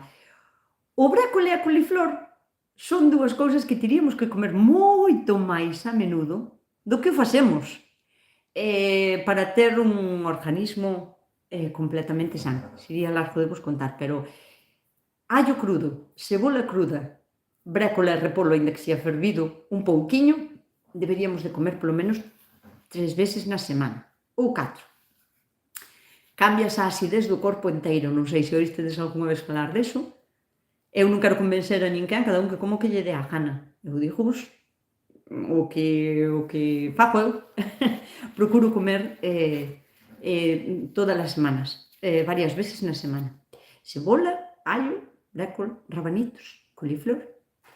Estamos no tempo de plantalos. E o brécol e a coliflor tamén é unha cousa que debería de cociñarse moito menos do que se cociña, porque a maioría da xente coceo moitísimo tempo. E non debería de ser así, porque perde todas... É como cando faz un té. Ti imagínate que faz un té e poslle agua a ferver. Metes a bolsiña do té, non? Dalí a 1 minuto ou 2, quitas a bolsiña e que tiras? Tiras a bolsa, non? Porque o esencial, o rico, quedou na agua. Pois co brécol e co coliflor tamén. Se o botades na agua a ferver e botai fervendo, pois non sei o tempo que se ferve, pero eu non o fervo casi nada, eu así como boto na agua só quito, eu como crujiente. Pero botai moito tempo na agua, que tirades? Tirades a agua, non tirades o brécol e o coliflor, por moi descomposto xa que estea, desfeito. E onde están as vitaminas, as poucas que quedan despois de ferver tanto? Están na agua, pero a agua non a tomades, tirádela. Estades tirando o mellor da verdura. Hai se que acostumbrar a comer frutas e verduras menos cociñadas. Non digo crudas, non quero que vos fajades crudiveganos agora, pero un pouco máis duras e menos cociñadas do que a suelo comer eu cando vou por aí e pido brécol e coliflor. Mi má, que a metes na boca desfaixe. Ten que crujir. E vou vos a dar, agora que me acordou así, un consello.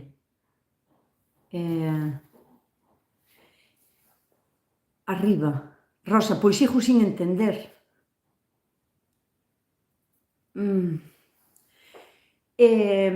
Un truco. Imaginádemos que tendes unha coliflor ou un brécol na nevera que xa ten algúns días. Claro, vólvese como a moma, queda como un pouquiño blandiña, non? Parece que non está como tan tal. Pois se o metedes en un bol cheo de agua e o deixades aí de mollo, como a quen deixa un toro de bacalao ou así, que pode salar, pero deixades unha hora ou así en dentro da agua, flipades, porque volve, absorbe toda a agua e volvese a poñer turgente, tierno, crujiente, é unha pasada. E ao cociñalo cambia o sabor, claro, non é o mismo que a que estea blandiño e o botes a cocer, que xa sabe como máis concentrado, non sei, o sabor da coliflor ou así, que a metade sen agua de mollo. Mentres ferve a auga, por exemplo, metédela en auga de mollo, a cabeza da coliflor, e hidrátase, rehidrátase, énchese de auga, é riquísimo, o sea, que é totalmente diferente. A ver, a ver, de onde ven a túa vena artística? Pintas moi ben. Estás escribindo en gallego, é co ordenador. O ordenador cambia a castellano, tarda unha hora en escribir. Pois moi mal. Tens que quitar o traductor ao ordenador, porque ademais agora San Google tamén está en gallego. Bueno, non entendo ás veces de todo, pero esas son pasiños que vamos dando, eh? De onde ven a miña vena artística? Pois eu non che sei. Si se hereda, supoño que viría de meus abuelos, pai e nai da miña nai. Eles tamén eran uns artistas, porque é uns sobrevivintes. Eran unhas persoas que vivían do que podían, facían cestos, e iban polas casas facer os cestos, facían piruletas, facían pirulís, vendían por aí, bueno, tiñan tamén así moita imaginación. A miña vena artística, pois non sei, supoño que tuve suerte. E insistín en querer facelo, claro, porque haise que atrever a facer cousas. Quero dicir, ao mellor, seguro que hai aquí detrás, que hai un montón de persoas que din, cando ven a alguén pintar algo, din, joder, pois parece fácil, pero pois non me parece tan difícil, pois ao mellor eu tamén non sería capaz de facer. Faino! Que non o penses, non lle digas a ninguén. Colles unha parede da casa e faino, sin lle dixer a ninguén. Colles un cacharro de pintura que che vale 10 euros, un quilo de pintura, e ponte a facelo. Que che sale mal? Non ten por que saber ninguén, non lle digas a ninguén. Colles outro cacharro de pintura e pintas por riba. E volvelo a intentar outra vez. E con iso, con todo, o sea, haise que atrever a facer as cousas. Calquera artista tuvo que atrever por primeira vez a dicir, pois vou non facer, a ver que tal me sale. Supoño que eu tampouco non é que teña o título de artista, que non o quero, quero dicir, non teño eu tanta categoría. Non é falsa modestia. Nunca considerei, a ver, unha vez que ves os meus traballos feitos, digo, joder, pois quedoume chulo, quedoume ben, pero cada vez que teño que empezar vou como con respeto, sabes? Sempre me costa bastante como empezar, dar ese primeiro paso e dicir mi má, a ver se me vai ben, se me queda ben, se son capaz a plasmar o que me sale daqui da cabeza, porque ademais eu fago a man alzada, que non son capaz de facer bocetos previos ao mural. Porque me parece unha traballeira tremenda que depois non son capaz de duplicar. Entón, pois así. A ver, xa hai tempo que che pedín un vídeo para facer un cestiño, que tamén o faz.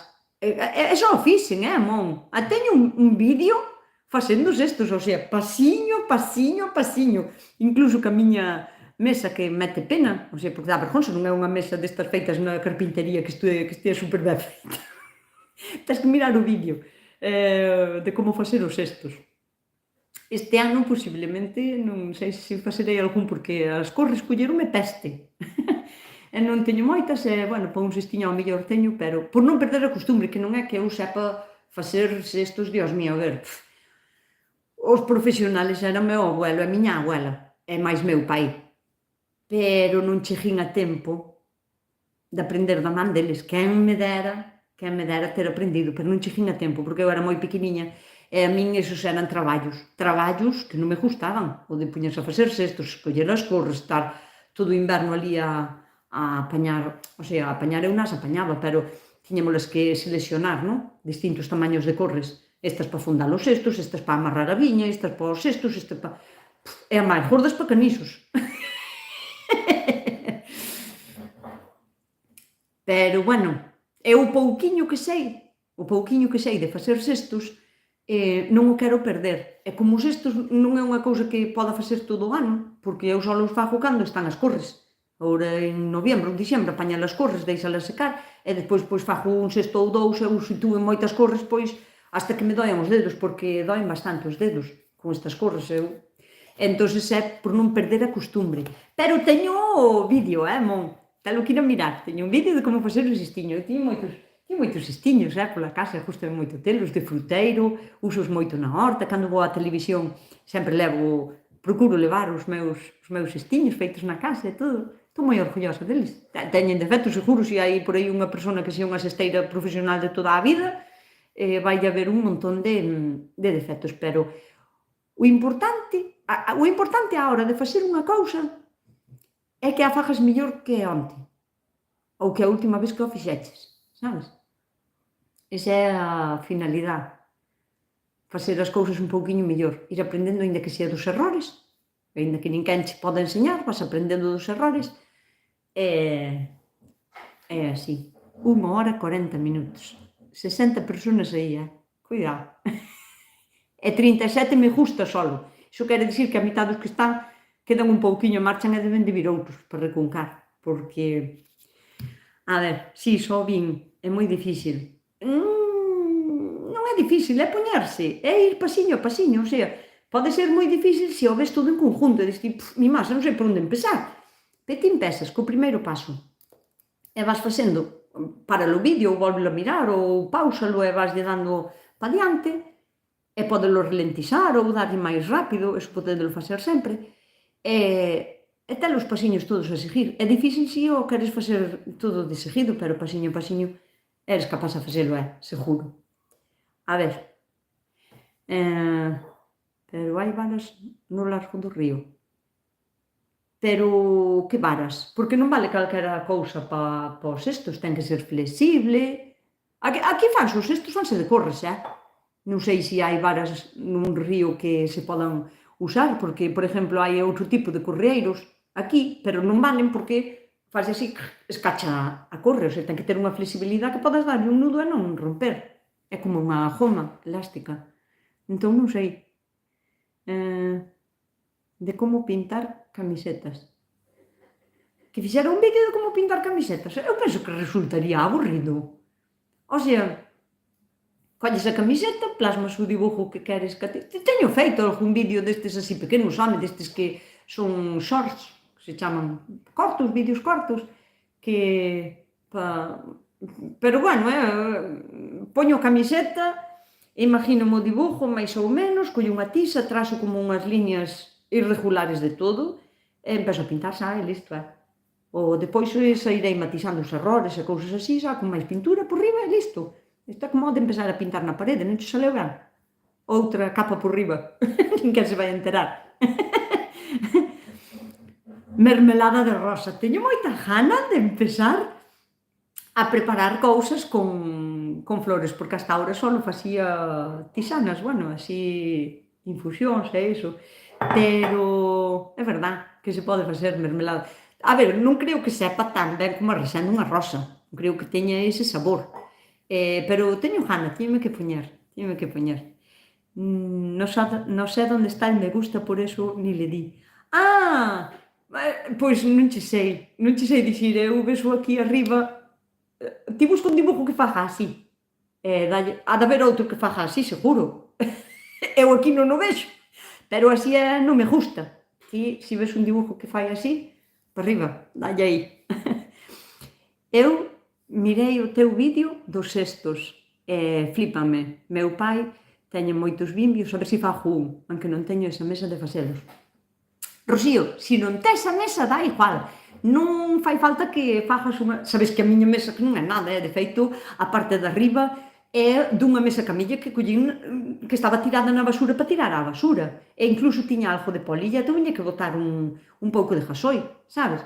E trasar os aqueles e cun taladro, run, run, run, run, run, non é nada. E incluso podes facelo no chan.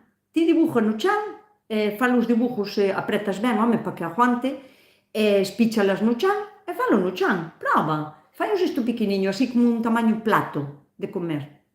Empezas por aí, espicha no chan, non fai falta que fagas nin a mesa. A ver, a min eu prefiero a mesa porque estou acostumbrada, é máis cómodo e non sei se sería capaz de facelo no chan, pero ves o viable, ves o que se podería facer. A ver. Onte vin o vídeo do champán.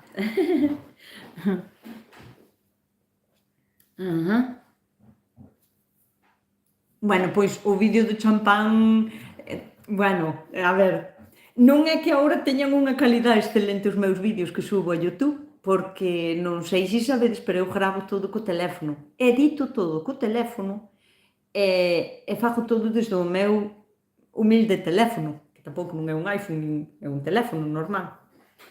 Pero o vídeo do champán ten unha calidade bastante, non sei, deixa moito que desear. Non sabía moi ben como se editaban os vídeos, non sabía subirlle a calidade, nin a fluidez, non é que agora sepa moito, pero sei un pouco máis que hai un ano, iso é evidente. Así que o vídeo do champán ao millor, en uns anos, se sigo por aquí, se sigo en YouTube, se sigo co canal, espero que sí, pero se sigo, igual o repito, igual fago como unha renovación, e o fago máis guai.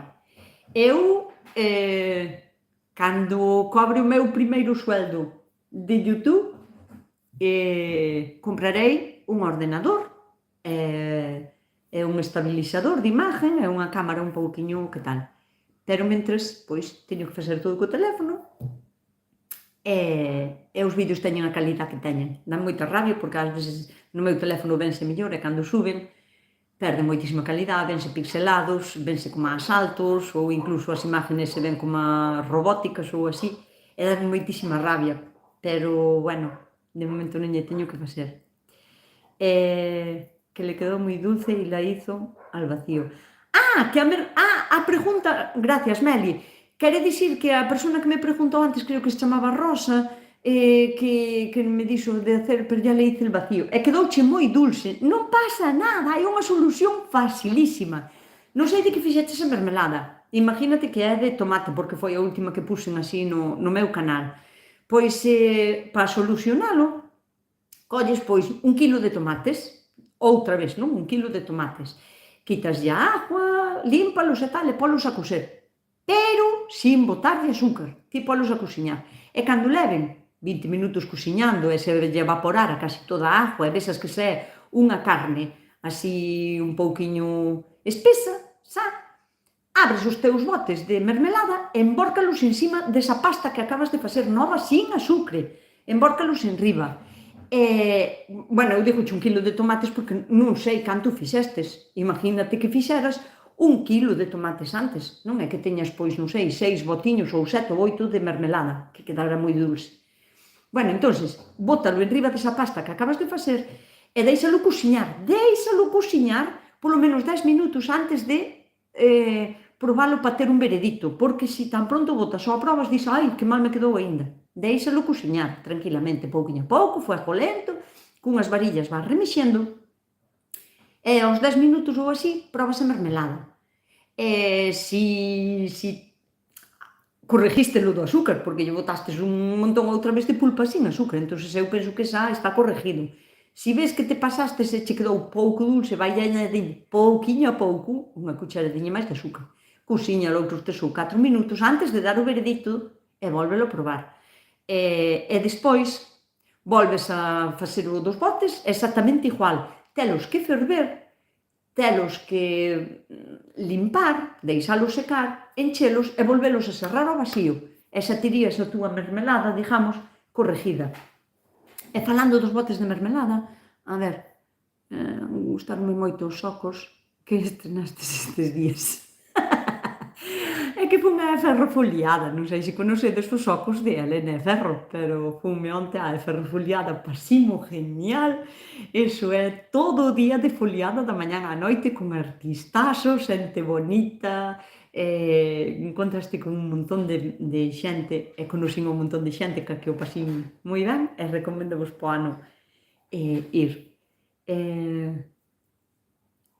A ver, por curiosidade, quanto tempo cueces tú o brécol? Eu, cociñalo, eu comería o cru.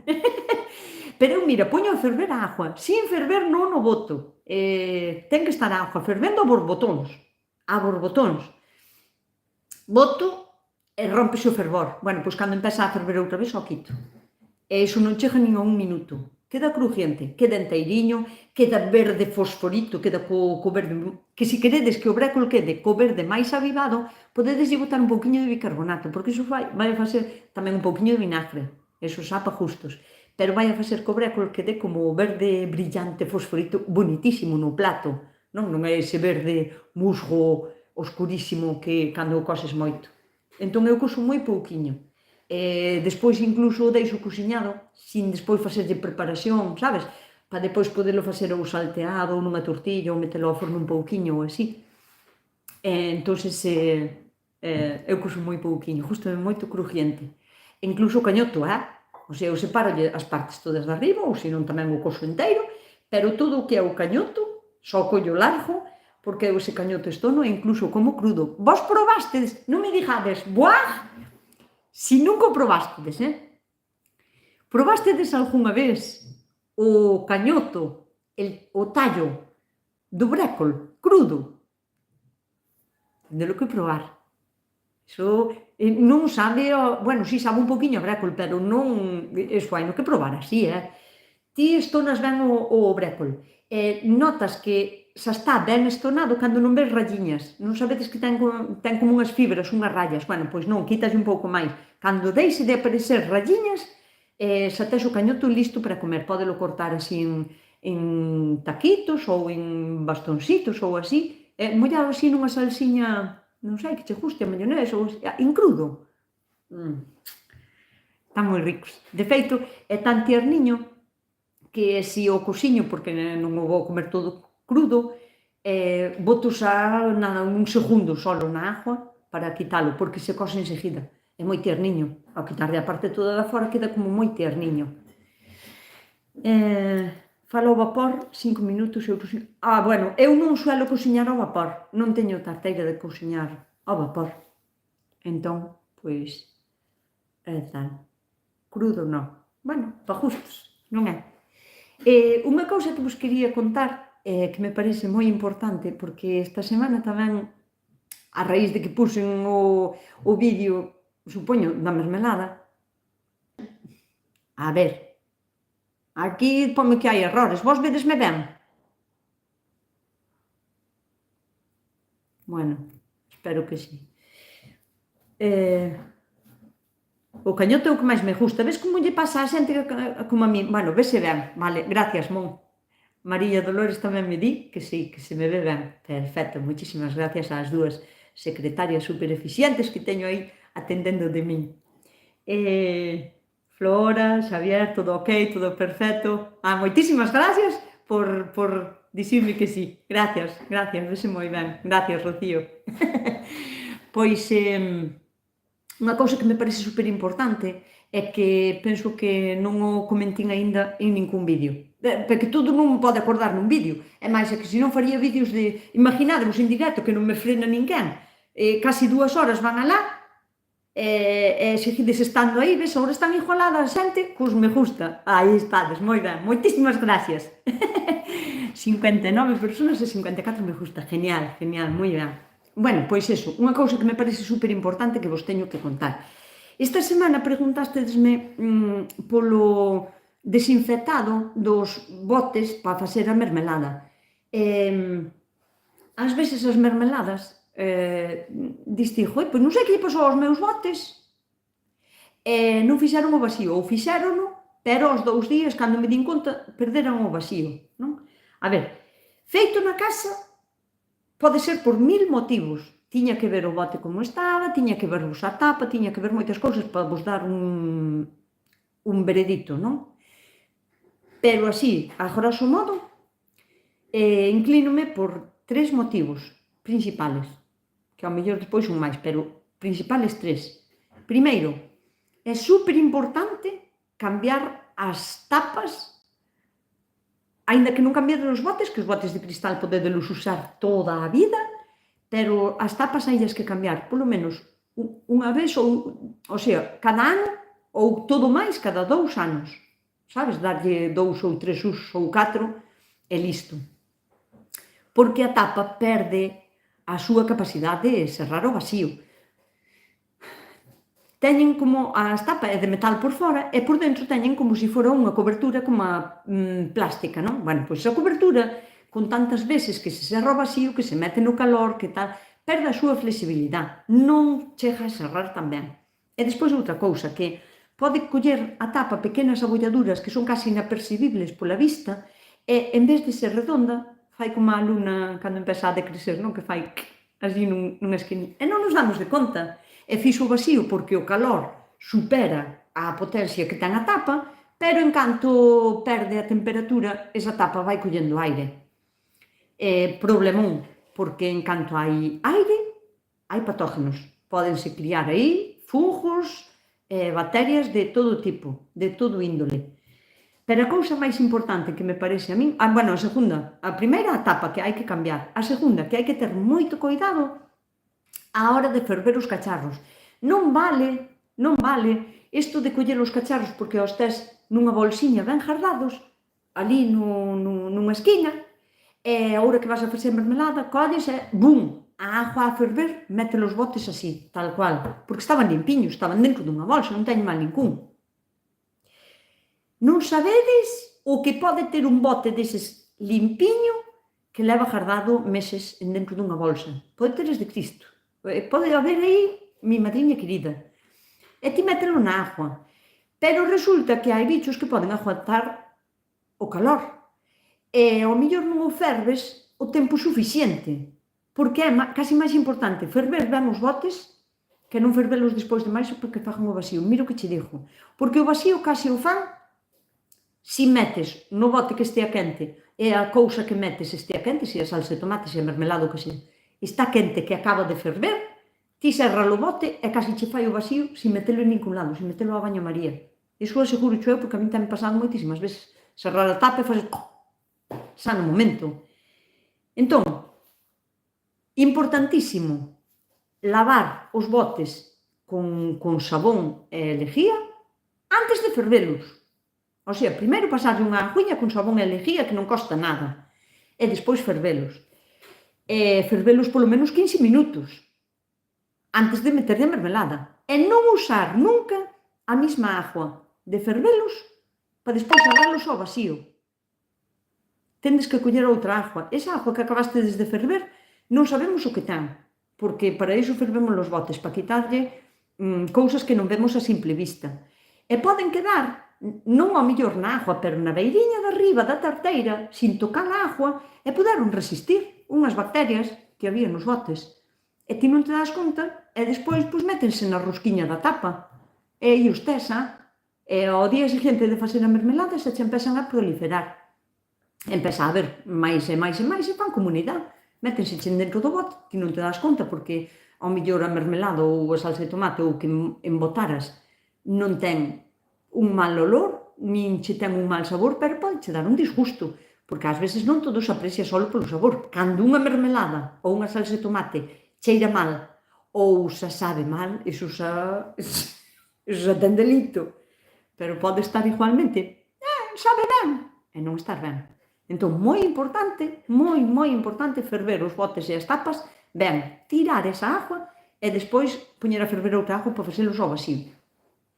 Pero outra cousa que me parece super importante, que esta é a cousa que nunca dixen en un vídeo de mermeladas, penso que nunca o dixen, é que eu vexo moitísimas veces, pero moitísimas veces, fotos de xente, sobre todo nesta temporada, non? Que todo o mundo estamos a agardar cousas da horta, os botes con con cachos de pegatinas aínda, pegados no bote. E non estou falando dunha cuestión estética, que eso, pois, daría exactamente igual. Pero vos imaginarvos, ese bote que ten unha pegatina, non? Esa pegatina non é feita con pintura comestible, supónse que ninguén a vai a comer, por eso os fabricantes usan pintura de tóner ou do que sexa, pero ten metales pesados. Esa pintura non é apta para o consumo. Entón, esa pegatina, que o vexo moitísimas veces, vos seguro que tamén o vistedes un montón. Ti colles eses botes con pegatina e todo e polos a ferver. E bien, ao mellor deixástelos ferver 20 minutos e matastes todos os patógenos posibles que houvese, bacterias e fungos que había nos botes. Matástelos todos. Pero onde pensas que está a tinta toda da pegatina? Parte da tinta. É que esas pegatinas veñen sempre pegadas con pegamento. E o pegamento tampouco non é comestible. A lo menos o que eu conoso. Entonces, parte dese pegamento e parte desa tinta está dentro do bote, porque ti meteste os botes abertos. E esa tinta, diste, é que non se ve, non, é que os metales pesados cos que están feitos as pinturas non se ven. Son volátiles, algúns incluso, como que se ha producido un error, me cago en todo. Pois, imaginadvos, unha vez que está o cacharro fervendo, todos xuntos, cas súas propias etiquetas, fervendo na mesma agua, esa tinta solta, imaginadvos plomo. Plomo e aluminio, non? Que podan ter esas pinturas. Ese plomo e ese aluminio vais a quedar pegado por dentro do bote. Aí pegado. E ti vas a botar a túa mermelada casera, perfecta, que non ten químicos, nin nada. E ao final vas a estar comendo plomo e aluminio da tinta da etiqueta e do pegamento da etiqueta. Entón, super importante, por favor. Pasado o traballo que sea, metede os botes en agua durante dun día para outro, despois rallados cun cuchillo e sacadelle ben. Usade un algodón empapado en alcohol. O truco do secador quentando a etiqueta hasta que se desfai o pegamento e podes quitar ben a etiqueta. Quitadelle como queirades, pero quitadelle a etiqueta antes de pensar en poñer a ferver os botes para esterilizalos. Non é só esterilizar de patógenos, de virus, de bacterias, de fungos, hai no que esterilizar tamén de metales pesados. Entón non fagamos un caldo de cultivo e fagamos as cousas ben. Pois me parece super importante, dixo eu, a ver se me acorda, eu dixo no directo, me cago no mundo, van alá 2 horas. Tendes máis que facer? Dixo eu, porque senón tamén deixámolo aquí, porque xa está ben, porque senón é que ao mellor, se para a semana podo estar aquí con vos, que temas nos quedan para a semana? Bueno, eu tamén, logo se me dades cuerda, logo, ou se me deixades falar tamén, falo, Se vexo que hai aí xente, eu tiro para diante e sigo falando, pero, bueno, pareceme que 2 horas tamén, cuidado, que xa nos chega. A ver, gracias, que ben o explicas. Eu tiña tantas dúbidas a ver se desta me animo a facer mermelada. Pois claro que sí. Nas tiendas de 1 euro, o que? As tapas, que vin antes a pregunta. Onde se compran as tapas? En ferreterías, en casi todas. Ao mellor non as teñen agora, pero se as encargas, vanchas a ter. Non todos os tarros son de tamaño universal, porque se facedes como a min, que eu aproveito moito os botes de cristal, non? Se facedes como a min, ás veces hai tapas que non encaixan. Levades o voso bote para mirar se lle vale a tapa. Eso, levádelo á tienda, mira, quería 5 tapas destas e outras 5 deste bote. E ali tomades a medida ben para comprar as tapas novas cada ano, que ademais as tapas suelen valer, non sei, 8, 10, 12 céntimos ou así, ou 15. Todo máis se son moi grandes ou así. Buscade, porque este ano eu, en 2 ferreterías diferentes, encontrei o doble de precio. Unhas eran a 30 e noutras eran a 15. E ainda mas deixou un poquinho máis baratas, ainda mas deixou, como trouxen varias, ainda mas deixou un poquinho máis baratas. Así que buscade, non compredes na primeira cousa que den. E a todo isto, quería vos preguntar, xa así a modo final, se queredes deixar xa aquí, agora estamos en relax, bebiches a infusión. Ainda teño pola mitad, pero, bueno, o meu pote era de medio litro. Pero, bueno, podía ter bebido, pero que tempo tarda en salir o brécol? María, vai a depender, mira, de como teñas adobada a terra, porque canto mellor adobada este a terra, mellor lle vai ir a verdura. Si unha planta que plantas, se un repolo, se un brécolo ou unha coliflor, o plantas, e a planta non encontra os nutrientes que lle fan falta para tirar para arriba e para medrar, vai a quedar estancada así, o tempo que lle faga falta, o tempo que sea, ao mellor botache así 2 meses. E de repente despois regastes ou botastes outra cousa ou calquera outra planta que lle aportou que lle chegou algún nutriente ou así, e sale. Pero, bueno, normalmente o brécolo en 3 meses, desde que o plantas hasta que o recolles, en 3 meses, ou antes ou un pouquiño máis despois. Pero poñamos unha media de 3 meses, só deberías de ter para coller. Mi madriña, xa te dixo eu. Lola, yo el año pasado había botes que non pude abrir. E por qué? Por que non podías abrilos? Contanos, Lola. A ver, dinos esa pregunta que dixache que íbamos a dicir para rematar. Vale, que xa debes de estar cansada. Eu non estou cansada. Tenho medo de aburrirvos a vos. Eu cansada non che estou. A ver, teño que ir abaixo xunto á miña facenda. Eu quero andar as miñas galiñas, que ainda non fun, que sin ir antes para coller os ovos, pero empezou a chover de hormia e dixo, bueno, pois vou dentro de un pouco. Pero fiz un escampo de 2 minutos e volveu a chover outro. Bueno, vamos ao que vamos, porque non che dixo eu que me lío. A cuestión, non é unha pregunta, que é unha cuestión. Unha barbaridade que me parece a mí unha atrocidade tremenda, tremenda, tremenda. Vivimos en un mundo consumista a cada vez máis. O que me parece unha barbaridade é que vala máis en custe. Isto xa mirando en moitísimas tiendas, ferreterías e cadenas xians, en todos os sitios, incluso por internet. Vale máis un bote que compres para rellenar de mermelada de cristal, ca súa tapiña, vale máis vacío que cheo de comida.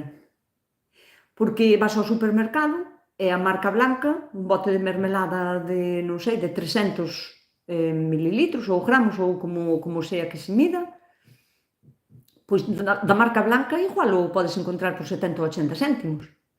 Pero é que ese mismo tamaño de bote na ferretería ou nas cadenas xians vale 2 euros.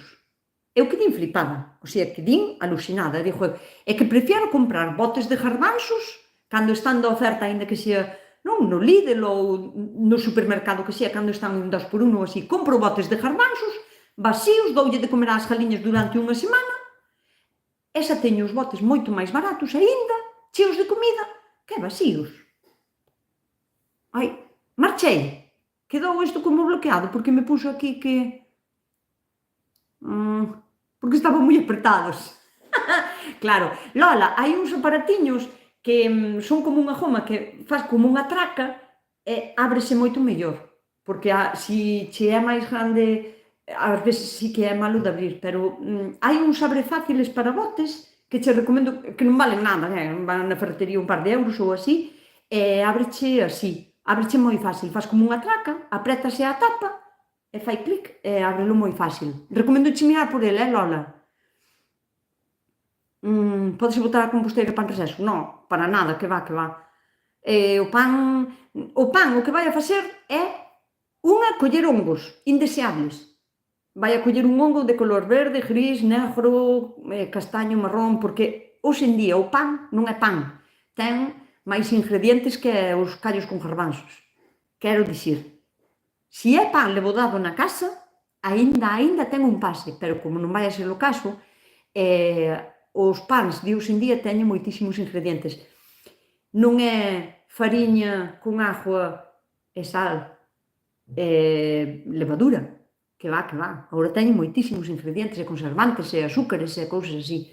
Entón, vamos a botar pan á composteira receso, vai a criar hongos, vai a facer un criadeiro de fungos na composteira que non nos beneficia en nada, e á parte vamos a atraer roedores, porque o pan non se vai descompoñer. Ti deixa secar aí unha barra de pan e podeche botar a vida eterna, sin pudrir nin nada, se non lle dá a humedad. Pero descompoñer non se vai descompoñer, van a ir a comer outros bichos. Claro, quen o vai a ir comer? Roedores. Volvemos ao mismo, topillos, topos, ratos, furabolos destes que non queremos nas composteiras, así que pan rexaso, todo máis para as galiñas, que tampouco non lle é que sea moi bo, porque os pans de hoxe en día non son pans de verdad, pero mellor as galiñas que a composteira ou ao porco. Non, un marchín, gracias, María, moitísimas gracias, porque poñíame aquí desconectado, inténtelo de novo ou algo así, e dixo, basta ver que tú ven a explicar o dos botes estes vacíos que son máis caros que os outros, e vos que pensades, lo? Non vos parece unha tremenda barbaridade o nivel de consumismo ao que chegamos neste planeta, que somos capaces de pagar o doble por un cacharro vacío que por un cheo de comida, sendo o mismo bote, porque diste, bueno, é que o que compro na ferretería ten a tapiña bonita, ou non, é que ao mellor son de tapa amarilla normal, ou blanco, ou así. É o que compras cheo de comida, podeche valer, non sei, ás veces hai, non sei, de oferta pepinos ou pepinillos ou así, por 60 céntimos. E compralo cheo de comida. Non vos parece unha atrocidade? Así. O do consumismo é terrible, gracias, Rocío. É que a verdade é que sí, As panificadoras caseras valen para algo? Para o próximo día podes responder. Non, podes responder ahora, as panificadoras caseiras, sempre cando fagas ti o pan na casa e fagas o teu fermento e o fermentes ti na casa, o pan, para que sea ben digerible e todo, debería de fermentar 2 días. Mira o que che digo, ou dun día para outro como mínimo, pero 2 ou 3 días debería de fermentar, para que os almidóns da fariña estean ben descompostos e non nos fagan daño a nós. Entón, en temperatura máis baixa, inda que sea na nevera, e fermentar pouquiño a pouco. As panificadoras da casa valen, por suposto que valen. Pero mira, eu teño unha receta dun bolo de pan que se fai no forno, en tarteira, ten que ser en tarteira de aceiro inoxidable, porque vai con tapa e todo, que flipas. Eu cando fago ese pan non dura nada, dura menos que un bizcocho. Mira o que te digo, porque o bizcocho ainda ao mellor dura o día seguinte ou así, pero como fago o bolo de pan é que resende toda a casa. O pan ben feito resende moi ben. Non ten sentido, a que non? Pois non o ten, si, é unha atrocidade. Pero tamén che vou dicir, véndenos como a churros.